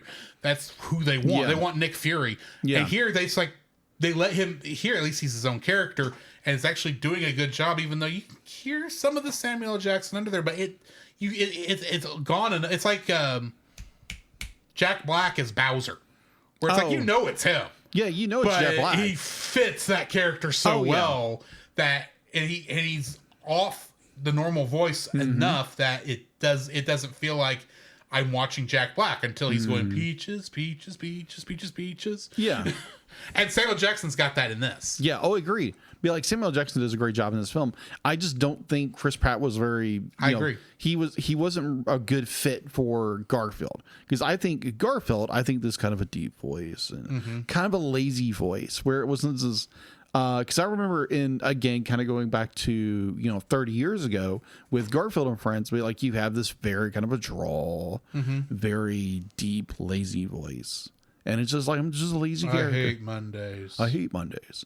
And then you do this, hey, what's going on kind of character. And it's like, this doesn't really fit the character. But I understand, be like Chris Pratt, big name, A-list actor. Be like, you want him in the movie because it's going to be it's going to pull people in because it's, oh my gosh, it's Chris Pratt. Yeah. It's Star-Lord. It's Mario. It's the guy from the Lego movie. And Jurassic World. That. That's who you want. That's who we paid for. We've got to have him in this one, and he's playing Garfield. Does it fit the character? Not really. Because Garfield, like you said, Garfield's is meant to be a lazy kind of character. Yeah, so you be like, my mind, I hear a lazy voice. He can be energetic, but he still should be oozing the laziness. Mm-hmm. And it'd be like, Chris Pratt does a great job. I just don't think it was a great fit for the character. Mm-hmm. So, yeah. It could have been done better. It could have done better. It could have been. I'm still waiting for Chris Pratt to surprise me with one of these roles. But he hasn't done it yet. No offense to the man. Fair. I think I was more pleasantly surprised because obviously he did the Lego movie and be like, he's just. Yeah, him. But he fit that movie. He fit that. He was Emmett. Yeah, the Lego movie, movie, the Super Mario. He did a fantastic job because I think he did a well job. He did a good job, but it's still off. It was still off of what we expect. Right. It's like not even a character that's really written for him. Right. I think it's just more like, here's a role. Let's put Chris Pratt in it and let's give him a lot of money, and this will make our movie. Mm-hmm. And be like, it made a good amount of money internationally. So, yeah, they drew in the second one. I don't know if Chris Pratt's coming back. But I assume he is. I'm assuming he's under contract, to be honest. I will have to look at it, but we'll see. My third dislike, third dislike will be Chris Pratt. Be like he's not a bad actor. Do not get me wrong. Mm-hmm. I just don't think he was a good fit for this character of Garfield. What is your third dislike? I recognize that this film is not intended to be this super full depth character kind of film where I expect that. I know most of these characters are meant to be two-dimensional to a degree. At the same time, I don't think they're meant to be. I think this film's biggest issue is it is trying to be too flat, for lack of a better term. I wouldn't say it's two-dimensional because I think there are at least some of the performances. I would even say Chris Pratt's performance at least is giving the character depth, and Samuel Jackson's performance is giving his character some depth, and even the whimpers from Odie, and the noises that actor makes, gives Odie some depth. But everybody else feels like they're playing stereotypical character number 23. They're flat. They're very flat. And part of the reason why our villains don't work is because they're the same characters as in every other cheap babysitting kids action animated film. And you know what I mean by that. Yeah. I'm not saying that you can't do a good film with that kind of a thing, but I wanted these characters to be if we're going the route you came up with earlier, you don't have all these other, you don't have these villains. I think Chris Pratt and Samuel L. Jackson would have done a good enough job to actually carry that kind of a story.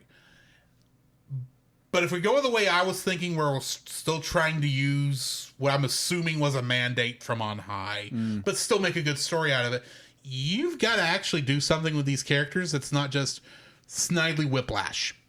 Fair. Just like, ha ha ha ha. It's like, because Jinx is very, I want revenge because crap happened to me. Yeah. And it's mostly me putting it on myself. And you've got the other one. It's like, I am the security guard of this factory and I take my job so seriously. It's not even a interesting character. Fair.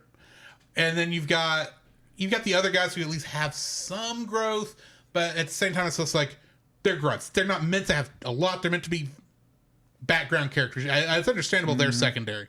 Yeah. But then you have the Bull. Oh, gosh.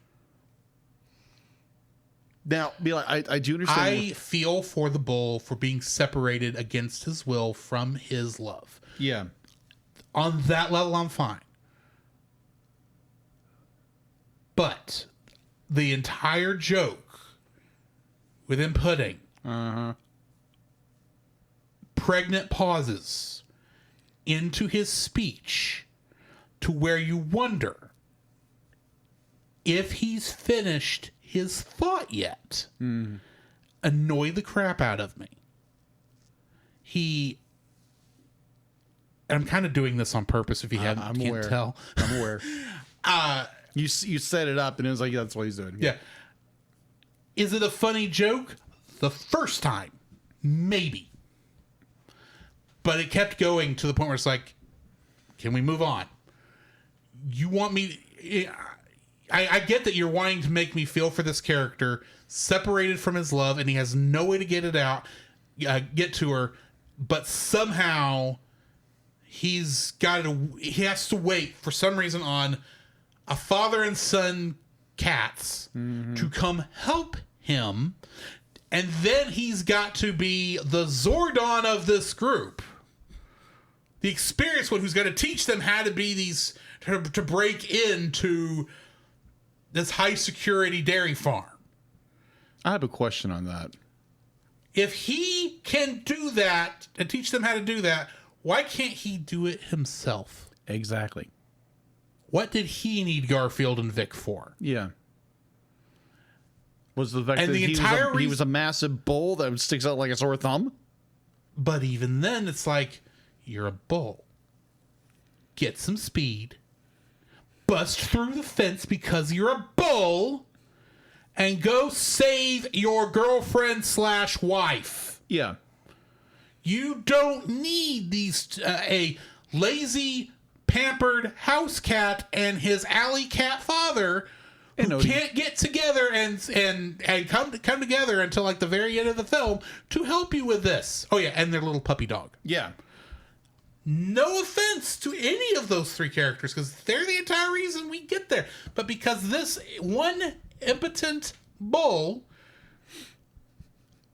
cannot think long enough to make a straight sense until they show up, I find a problem. It's like, you know what? You need help? Fair. How many wild animals surrounding this farm who might want some milk too? Can you not just get a couple of them to come help you do this? This felt like this was some other movie that interrupted this one when we get to the farm. And they kind of just shoehorned everybody together. And none of it really got time to be polished. No. None of it felt like it was given any growth. It just felt like, why is this happening? Plot needs it. Why is this happening? It's funny. Yeah. When we said it in the writer's room. it felt like they had all these ideas they could do, but didn't have a single idea to focus on, and that caused the entire movie to go flat, because the only reason that Garfield and Vic and Odie have any depth to them whatsoever is because of the work the actors did. The writers didn't. The writing, I think, is mainly my problem here. Because the writing, the way they did it, it turned out flat. And I mentioned, back when I was doing the thing, how there's 5 writers and how that's usually not a good sign. Because writing by committee is not always a good idea. Agreed. And I think this is an example of why that's not a good idea, because you had writer A doing one thing. I'm willing to bet these writers didn't probably talk a lot to one another. I bet you I haven't done any other research onto this, so if I'm wrong, forgive me. But I would not be surprised if the first writer wrote a script. They had there were parts of it they liked, so they got it. But they didn't want to use the same guy, so they went and hired another writer. He took that script and he made a couple changes with a second focus. They liked that, but they wanted someone else. This movie entered production in 2016, and it didn't come out till 2024. Yeah, that's an abnormally long time for an animated film. Most animated films can be made in 2 or 3 years. Right. One like this probably would have leaned towards the 2-year. But this took nearly 8 years from beginning of it, from announcement to release to come out. I'm not saying this wasn't popular and you shouldn't like it, because there's a lot to like about this film. What I'm saying is it would have been better if they would have just stuck with a focus, one of the 5 they went with, kept that as their focus, and wrote the story off that and done that. Because if you sit right down to it and you were to ask me, Drew, what is the Garfield movie about? My first thought is it's about a father and son connecting. Well, how do they do that? Well, they go on a journey to a farm because they got in trouble with because Vic, his father, got in bad with a mafia house cat that couldn't make it onto World's Next Top Pet or whatever it was, into a reality show, and they go help a bull try to break into a farm so he can save his girlfriend, and it's like, it's too complicated. It's not simple enough. I got to be able to say, how did this father and son get back together? They went on a journey. They got the father got his son stranded on the other side of the country, and they went on a journey and his father to get his son back. And not only did they get his son back, his father joined the family. That's simple, and you can make a very focused, good story on that. It's so everywhere and off the walls. It has no central focus, and because of that, every character from a writing perspective suffers. And like I said, the only reason Garfield and Vic and Odie have any depth is because the actors were able to pull it off. Fair. I will even say John Arbuckle is flat in this, but then John doesn't have a lot to do in the film to begin with. True. So that's my third dislike. Okay. The all over the place writing led to flat characters. That is completely fair, and I do agree to an extent, because most of them be like they're all the characters. If you're not the main characters, you're flat, and that's fine. But even then, it feels like they have a life outside of the film. Yeah, to a degree, maybe not a lot, but. And again, be like, I think the writers kind of missed the part. Like Drew said, be like, there are so many writers on this. It's most likely rewrite after rewrite after rewrite. Mm-hmm. And I think they just took a lot of the ideas that were written down and cobbled them together. It's like, oh, this was a good idea. This is a good idea. And again, be like, this movie did do well in theaters. Yeah. So like, that's why we're getting a sequel. To me, this is like they took a lot of good ideas, stuck it in a meat grinder, and got lucky. Yeah, agreed. You don't need to depend on that in the sequel. No. You need to have a focus on where you're going with the sequel. Yeah. Yeah, 'cause I just read on what was it, Deadline, that they are looking for writers for this movie, and preferably they don't take 8 years to make this one. If they would take 8 years to make this one, they're going to lose any sort of momentum the first one built up. Yeah. Already, the fact that they're still looking for writers a year after the movie came out, that's worrisome already. Yeah. Be like it's not a Top Gun Maverick kind of situation or something like that. But preferably they do get this thing off the ground fast and not this, we got to just push it out, because then you're going to get a terrible... Yeah, you don't want that. A terrible product. Because right now, they're in what I would call Ralph Breaks the Internet territory. Possibly. It's very likely they could have forgotten what their entire perspective was on the first one, and then lose it when you get 5, 6, 7 years later, and it falls flat because you completely gutted what your first movie was getting across. Yeah. But also, I would like to want see something closer to Frozen 2, where it actually connects together as a central, like a part of a bigger story. Yeah. You want it to feel like a part 2. Yeah, I kind of feel like if they took more of the Spider-Verse route, where it's like, okay, we're going to try to hone this story in, and be like, you may take a little time doing it, but you're going to push out a good product. But I do agree. The fact to be like, there's so many just the pushed in villains are kind of a flat motif in the movie. The two love cows kind of story, the farm itself, be like, they're all kind of good ideas, but they're kind of just flat. They'd be like, it doesn't be like, it's where our story goes, and they're kind of fun. And again, be like, this is a kid's film, it's supposed to be fun. But I think if they would have gone with more of the route of an adventure story, where it's a father-son kind of an adventure, and they're trying to bond while they're doing this adventure, and not, we have to break into this, Mission Impossible style.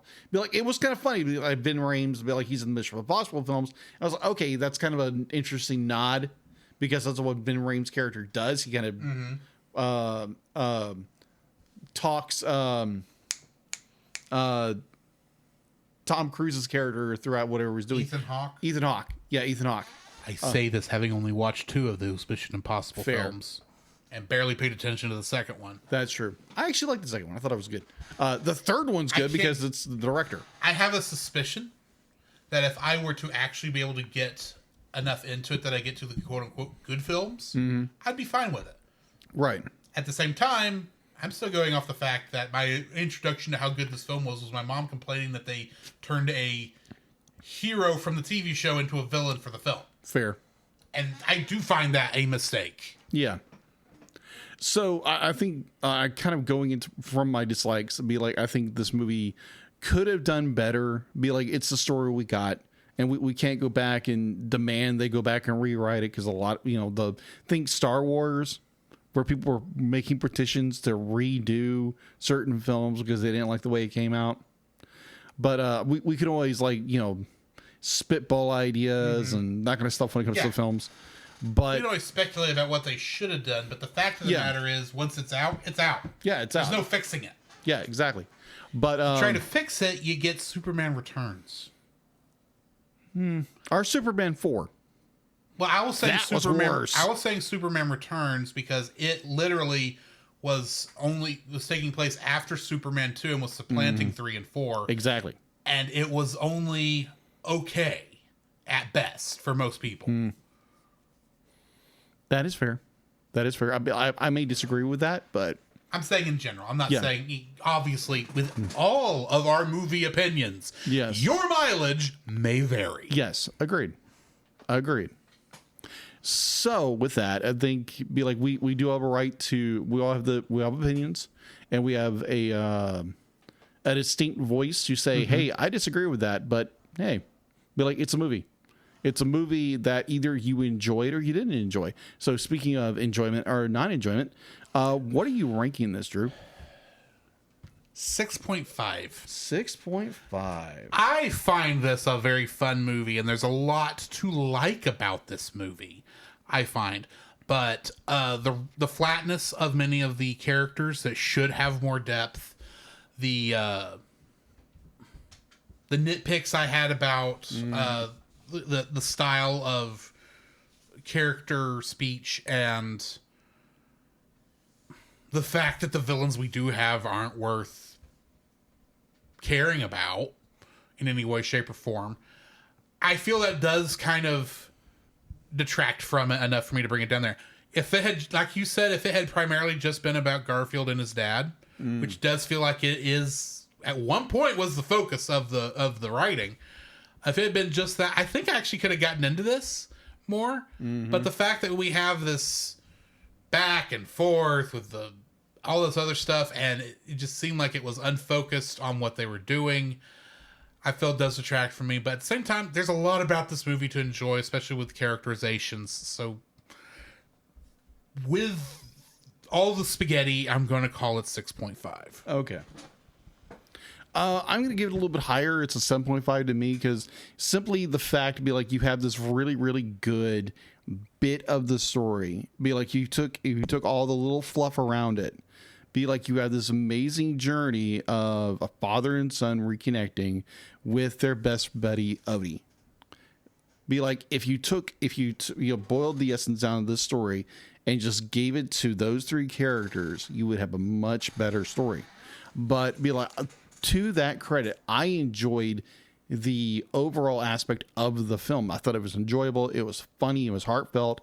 I understood where the heart of the story was. It'd be like if you take away all the exterior problems of the film, it's actually a pretty decent film. And it's not great. It's not one of those, oh my gosh, I got to go back and rewatch this. But kind of look forward to a sequel coming out in the near hopeful future, and a prayer to wish that be like maybe they'll do something different with the story. So yeah, it's a 7.5 for me. On that note, yes, it is already almost 10 o'clock on our recording. We need to jump into our intermissions, and then we can talk some Batman. So what are we watching next? What are we watching next? It is actually on your one of your picks, I believe. Yes.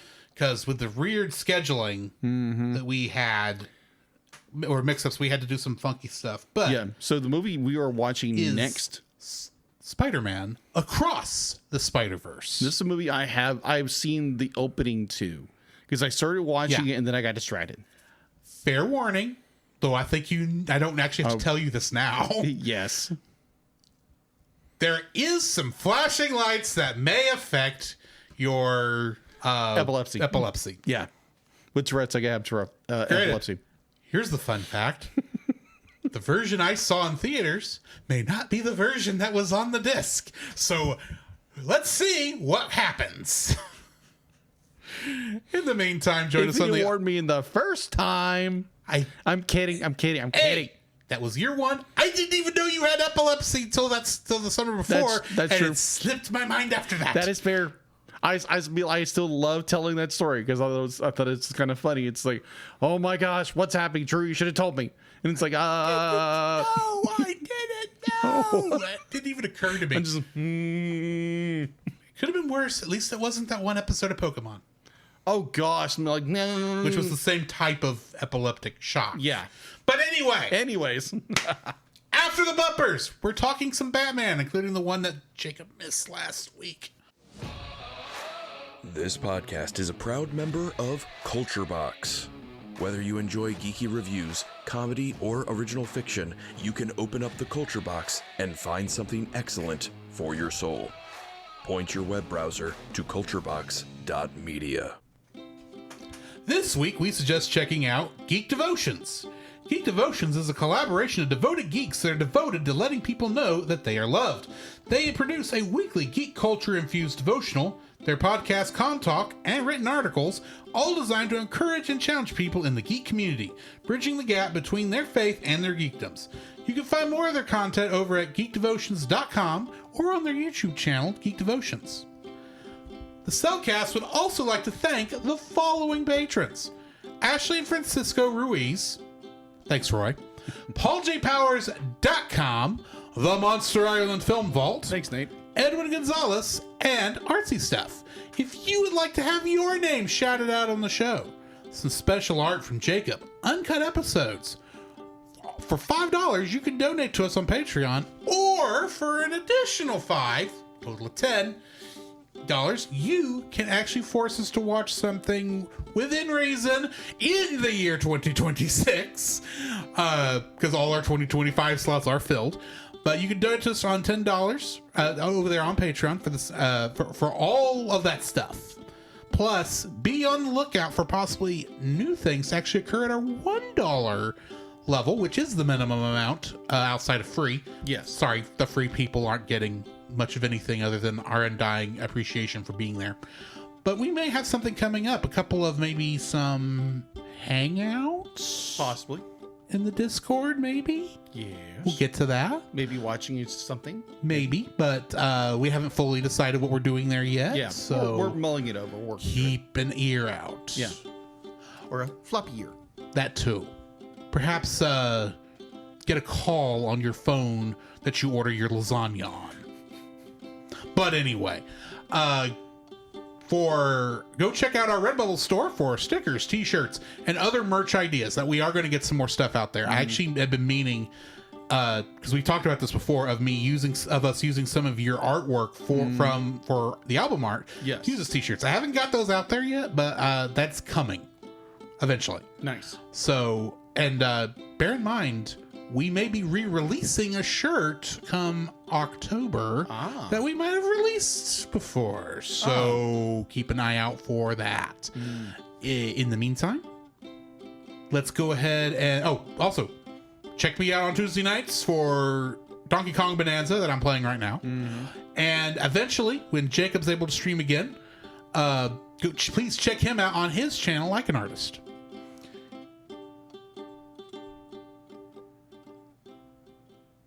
I should say that's Lycan like the werewolf. Yeah, like the werewolf. Not like an artist. I always do that. Drawn for the very first time. I'm not 3. Like an artist.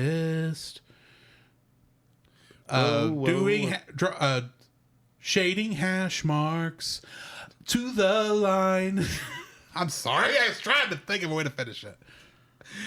Very clever idea. I am vengeance. I am the night. I am Batman. Catman. There is a song the good folks sing. I like lasagna. You're welcome. Batman the Animated Series, episode Mudslide, which was first aired September 15th, 1993. It is production episode number 52 and broadcast episode number 63, directed by Aaron Radomski and written by Alan Burnett. In this episode, Clayface is falling apart. Literally.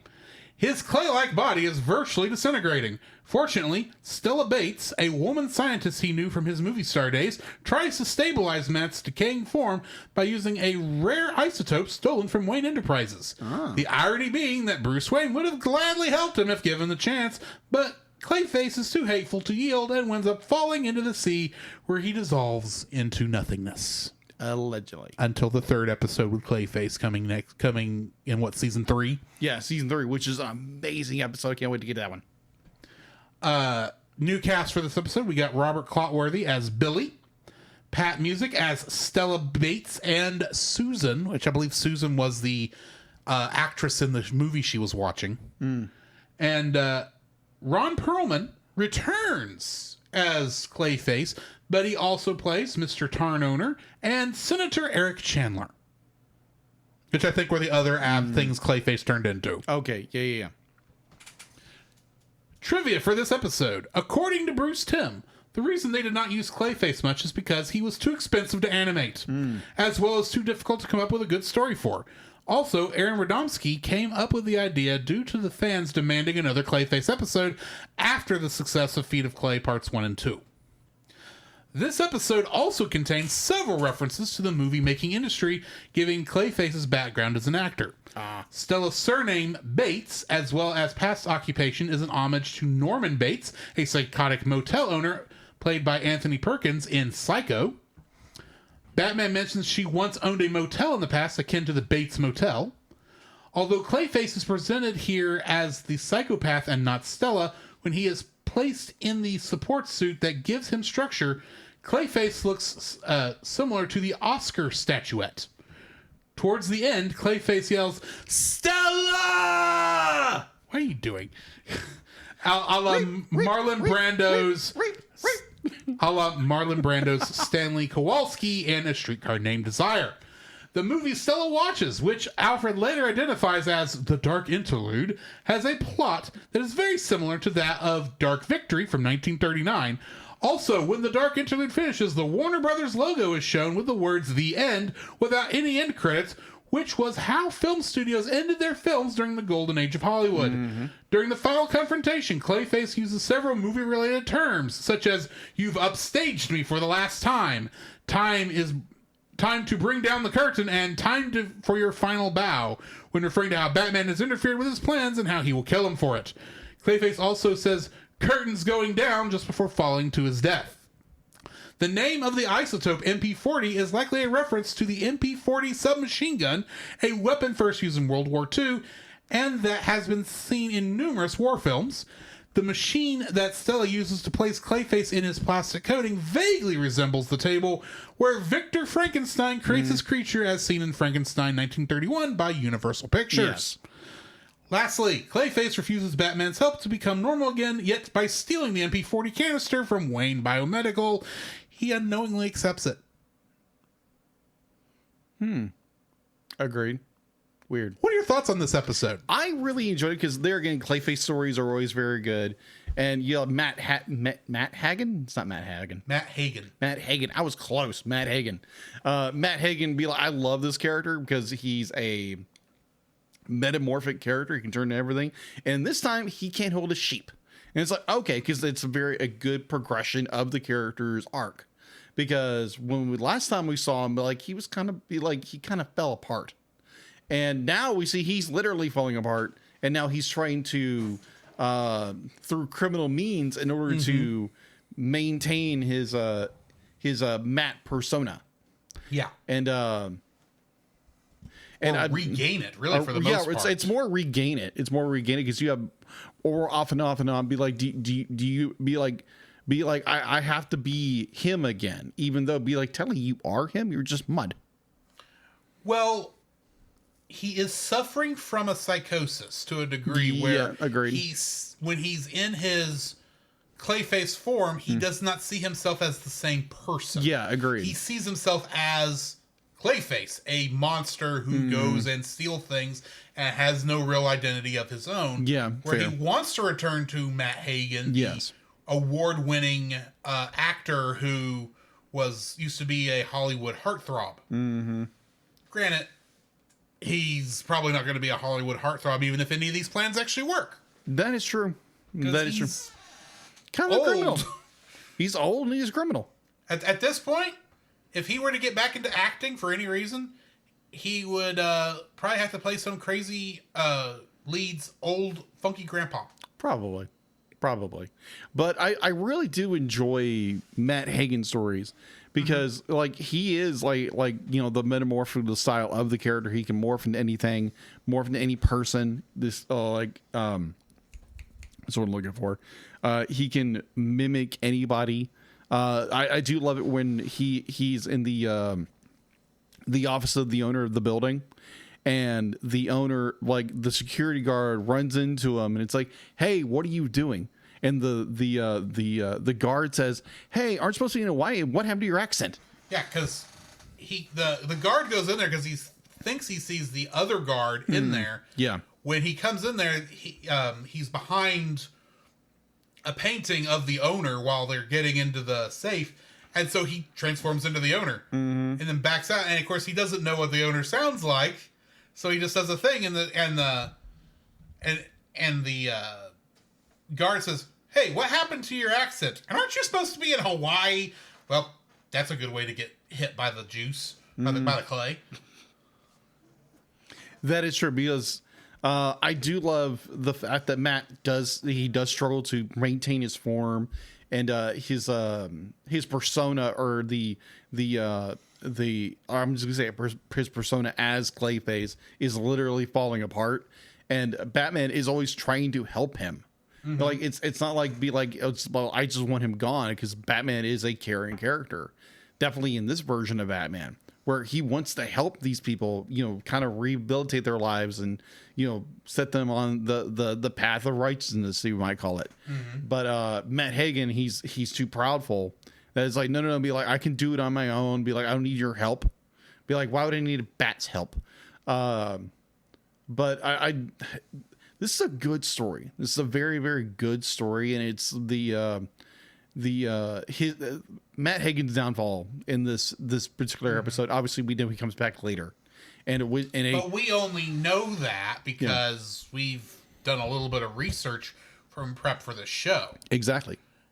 Imagine, back in 1993 when we would have first watched this. Yeah, because it'd be like, first off, it was a surprise he was even came back, and now he's dead again. It's just like, well, is he dead? Is he gonna come back? Yes. We don't know.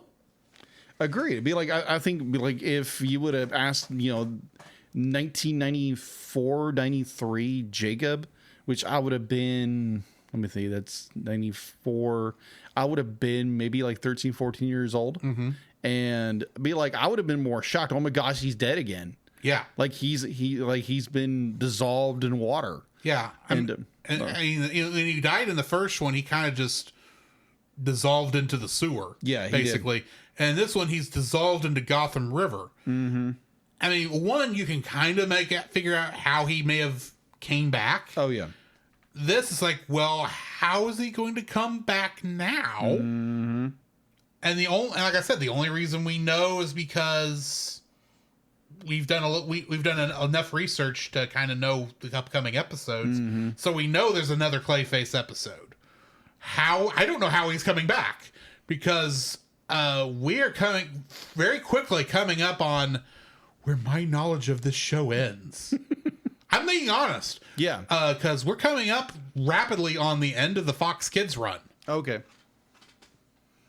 Which is where my knowledge ends. Because I only really watched the show when it was on Fox Kids. Oh, okay. There was a couple episodes of the part where that it aired on Kids WB where they kept changing the title for one reason or another. Yeah. But like I said, I didn't watch that part of it that part of the show that much. Fair.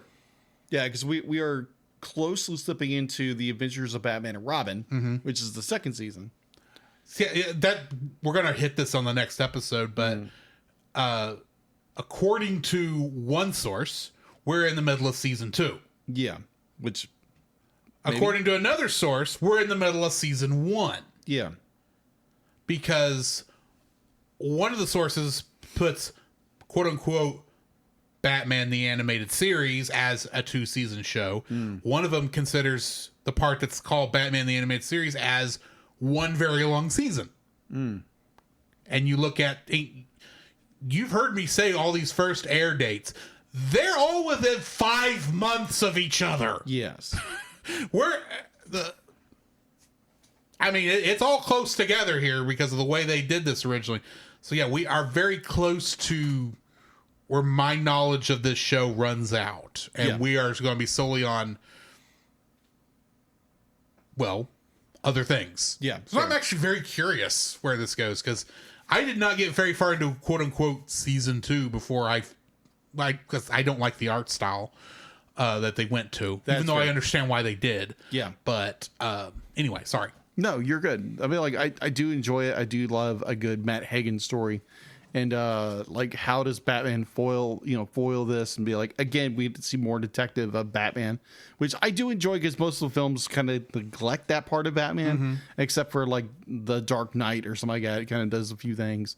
And ironically, Batman and Robin kind of goes into the caring part of Bruce Wayne a little bit. Yeah, agreed. There's little aspects of this, but of course it's because they were stealing from the show for it. But true. Overall, I really enjoyed this episode, and because I remember I watched this because I got the box sets from a friend of mine. She gifted it to me, and thank you, Miss Julie. I appreciate it. So yeah, this is a really good episode, and be like it's the quote unquote end of Matt Hagen as we know it for the moment. Mm-hmm. And yeah, I love the fact to be like he is a metamorph and he turns into everything, and it's just like that's a good way to have a character. I can't remember when this character actually debuted, but in the comics anyway. But we looked it up on the Feet of Clay episode. That's right. And I want to say this was still a Bill Finger and Bob Kane era created villain. Yeah, because he was at first he was something like else. 30s, 40s, somewhere in there. Yeah. Like this was one of the few characters where all they did was age him to where his age would have been in this show. Yeah. But he basically still the same character. Anyway, our next episode, Paging the Crime Doctor. Yes. First aired September 17th, 1993. It is production episode number 53, broadcast episode number 65, and was the final episode of season 1 that aired. Ah, gotcha. So every episode after this is the stuff that got made before this one. Yeah. Or got broadcast before this one, you know what I mean? Yes. It was directed by Frank Parr and written by Mike W. Barr and Lauren Bright. In this episode, Dr. Matthew Thorne, a formerly respectable surgeon who lost his license after sheltering his brother Rupert Thorne from the police, and once a friend of Dr. Thomas Wayne and Leslie Tompkins, is reduced to acting as a mob doctor. When Rupert is critically injured, his brother coerces Leslie to assist with the surgery, but the recovering mob boss wants no witnesses, and Matthew is forced to decide where his real loyalties lie.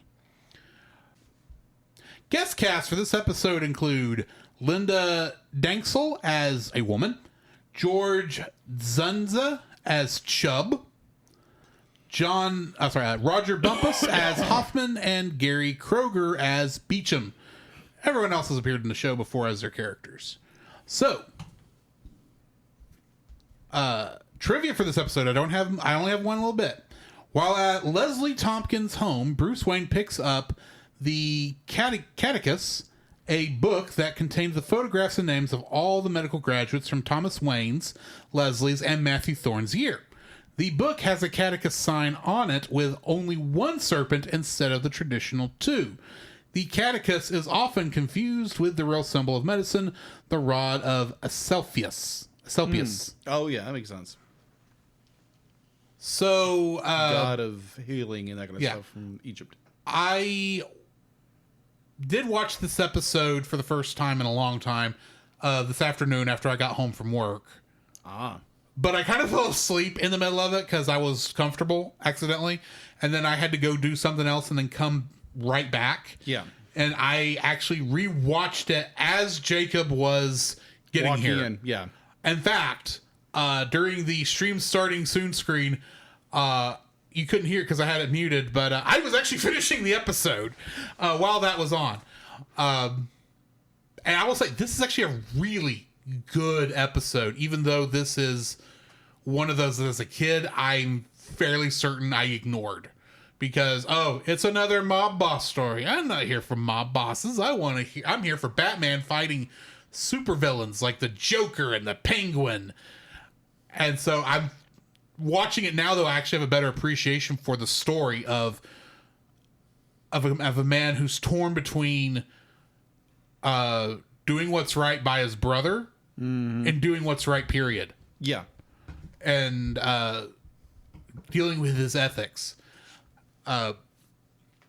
So I do want to point out the fact that if this man has to remember the Hippocratic Oath, even though they don't mention it, which is first, do no harm.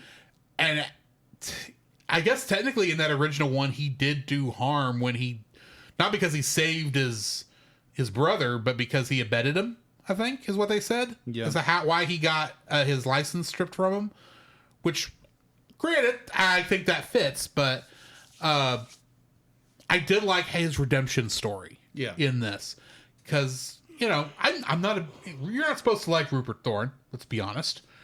And it really does feel like they kind of set him up in some cases to be like the big mob villain. And I'm actually curious. I don't know if you know this. Is he animated series original character, or does he originate in the comics somewhere? I don't know. Because this is the only place I remember him showing up, if we're being honest. Yeah, if you can look that up, I'd appreciate it.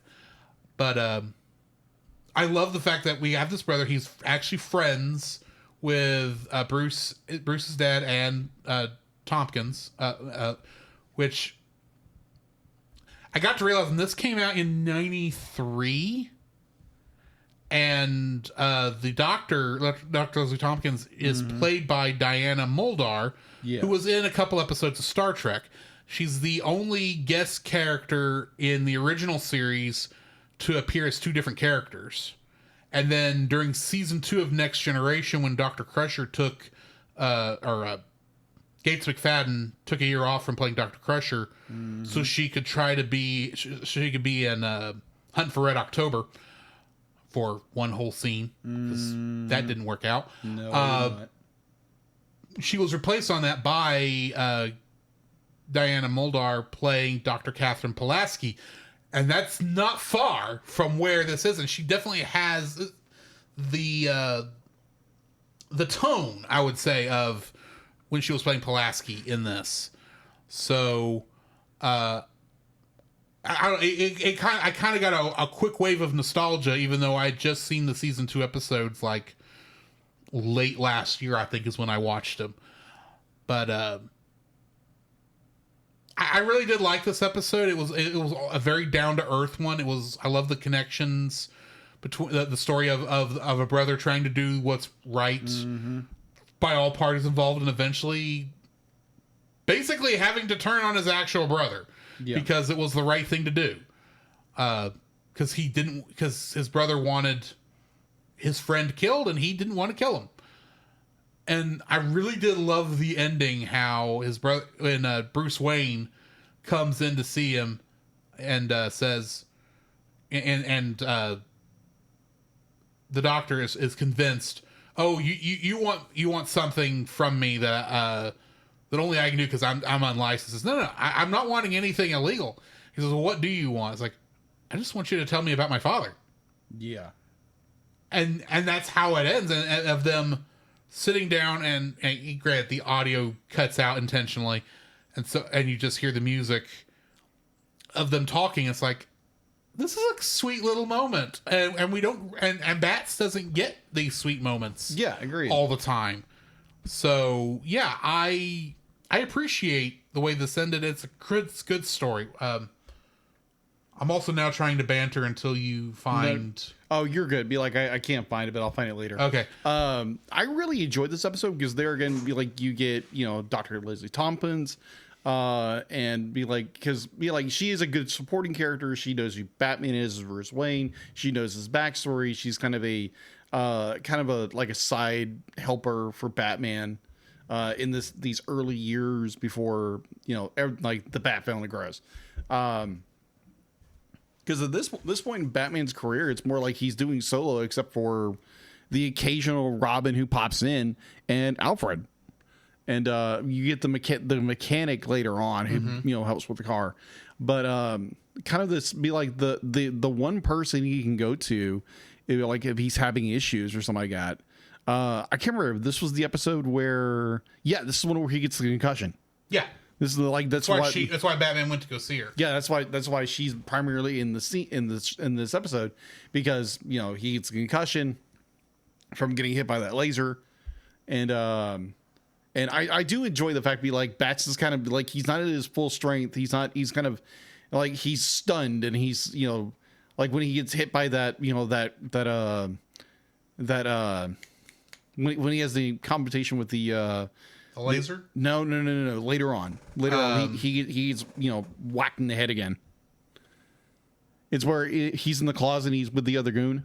Yeah, I don't remember what he got hit with. He got hit with something. It'd be like it stunned him, which would be like, I love, because it makes Batman, he's actually a human being. He's vulnerable, and so it'd be like, you do see he does get hurt, and I do love, because it'd be like, I feel like I'm rambling, but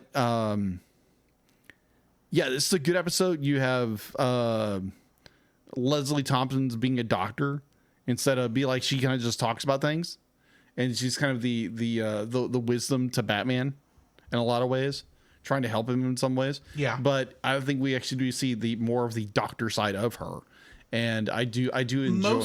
Mostly what we seen her do is be maybe a psychiatrist to a degree, more but of a psychiatrist than everything. she's definitely being more of a concerned aunt-like character, because she knows who Batman is. Yes, obviously, and she knew his parents, and she cares for him in that way. Yeah, but this is the first time we actually see that she actually does like medicine. Yeah, because we know she was a doctor. Outside of the psychology bits of it. Yeah, but this is a good episode. I do enjoy the fact that like the brother has to make the decision, be like, do I follow my brother even though he's ruined my life, or do I do the right thing and save Leslie and get out of here? And be like unlike like most of our villains, be like he does make the right choice. Yeah. Be like he does have the encounter with Bruce, and Bruce all he wants is to have a conversation about his dad. Mm-hmm. And I love it when you have, characters do have that redemption arc as a character. Yeah. And they do have that choice, and what choices they make and what defines them. So I did Google it and came up with a Wikipedia answer. Thank you. He was first introduced in Detective Comics number 469 from May 1977. Oh, okay. So yeah, he is a comics original character. He's just not in the main rogues gallery because he was a mob boss. Created by Steve Englehart. But anyway. Nice. So I think that does it for this episode. Yes. Next week, for the Batman side of things, if I can open the right program on here,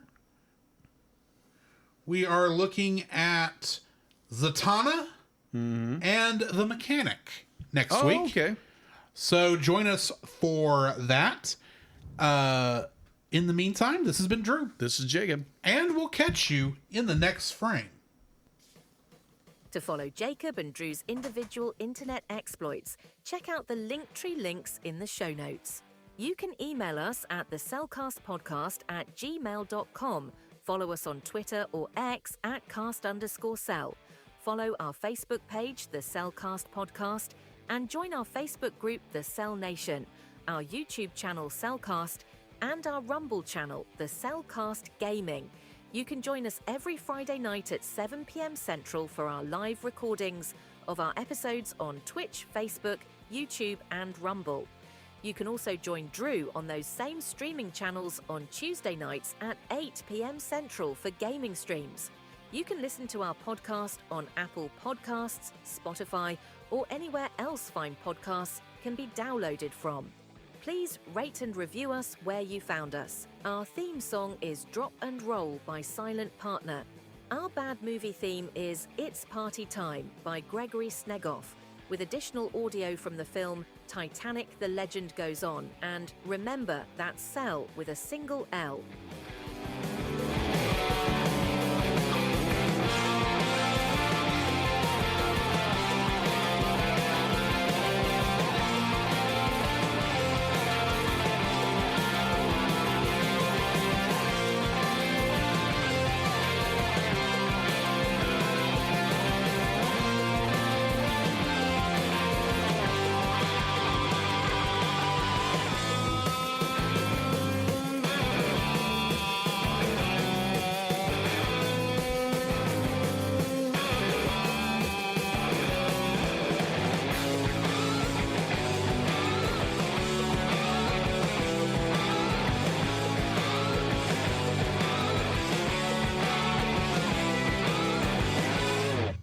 I just realized something we didn't bring up during the show. Really? Where does the climax of this movie take place? On a bridge? More like on a train. I like trains.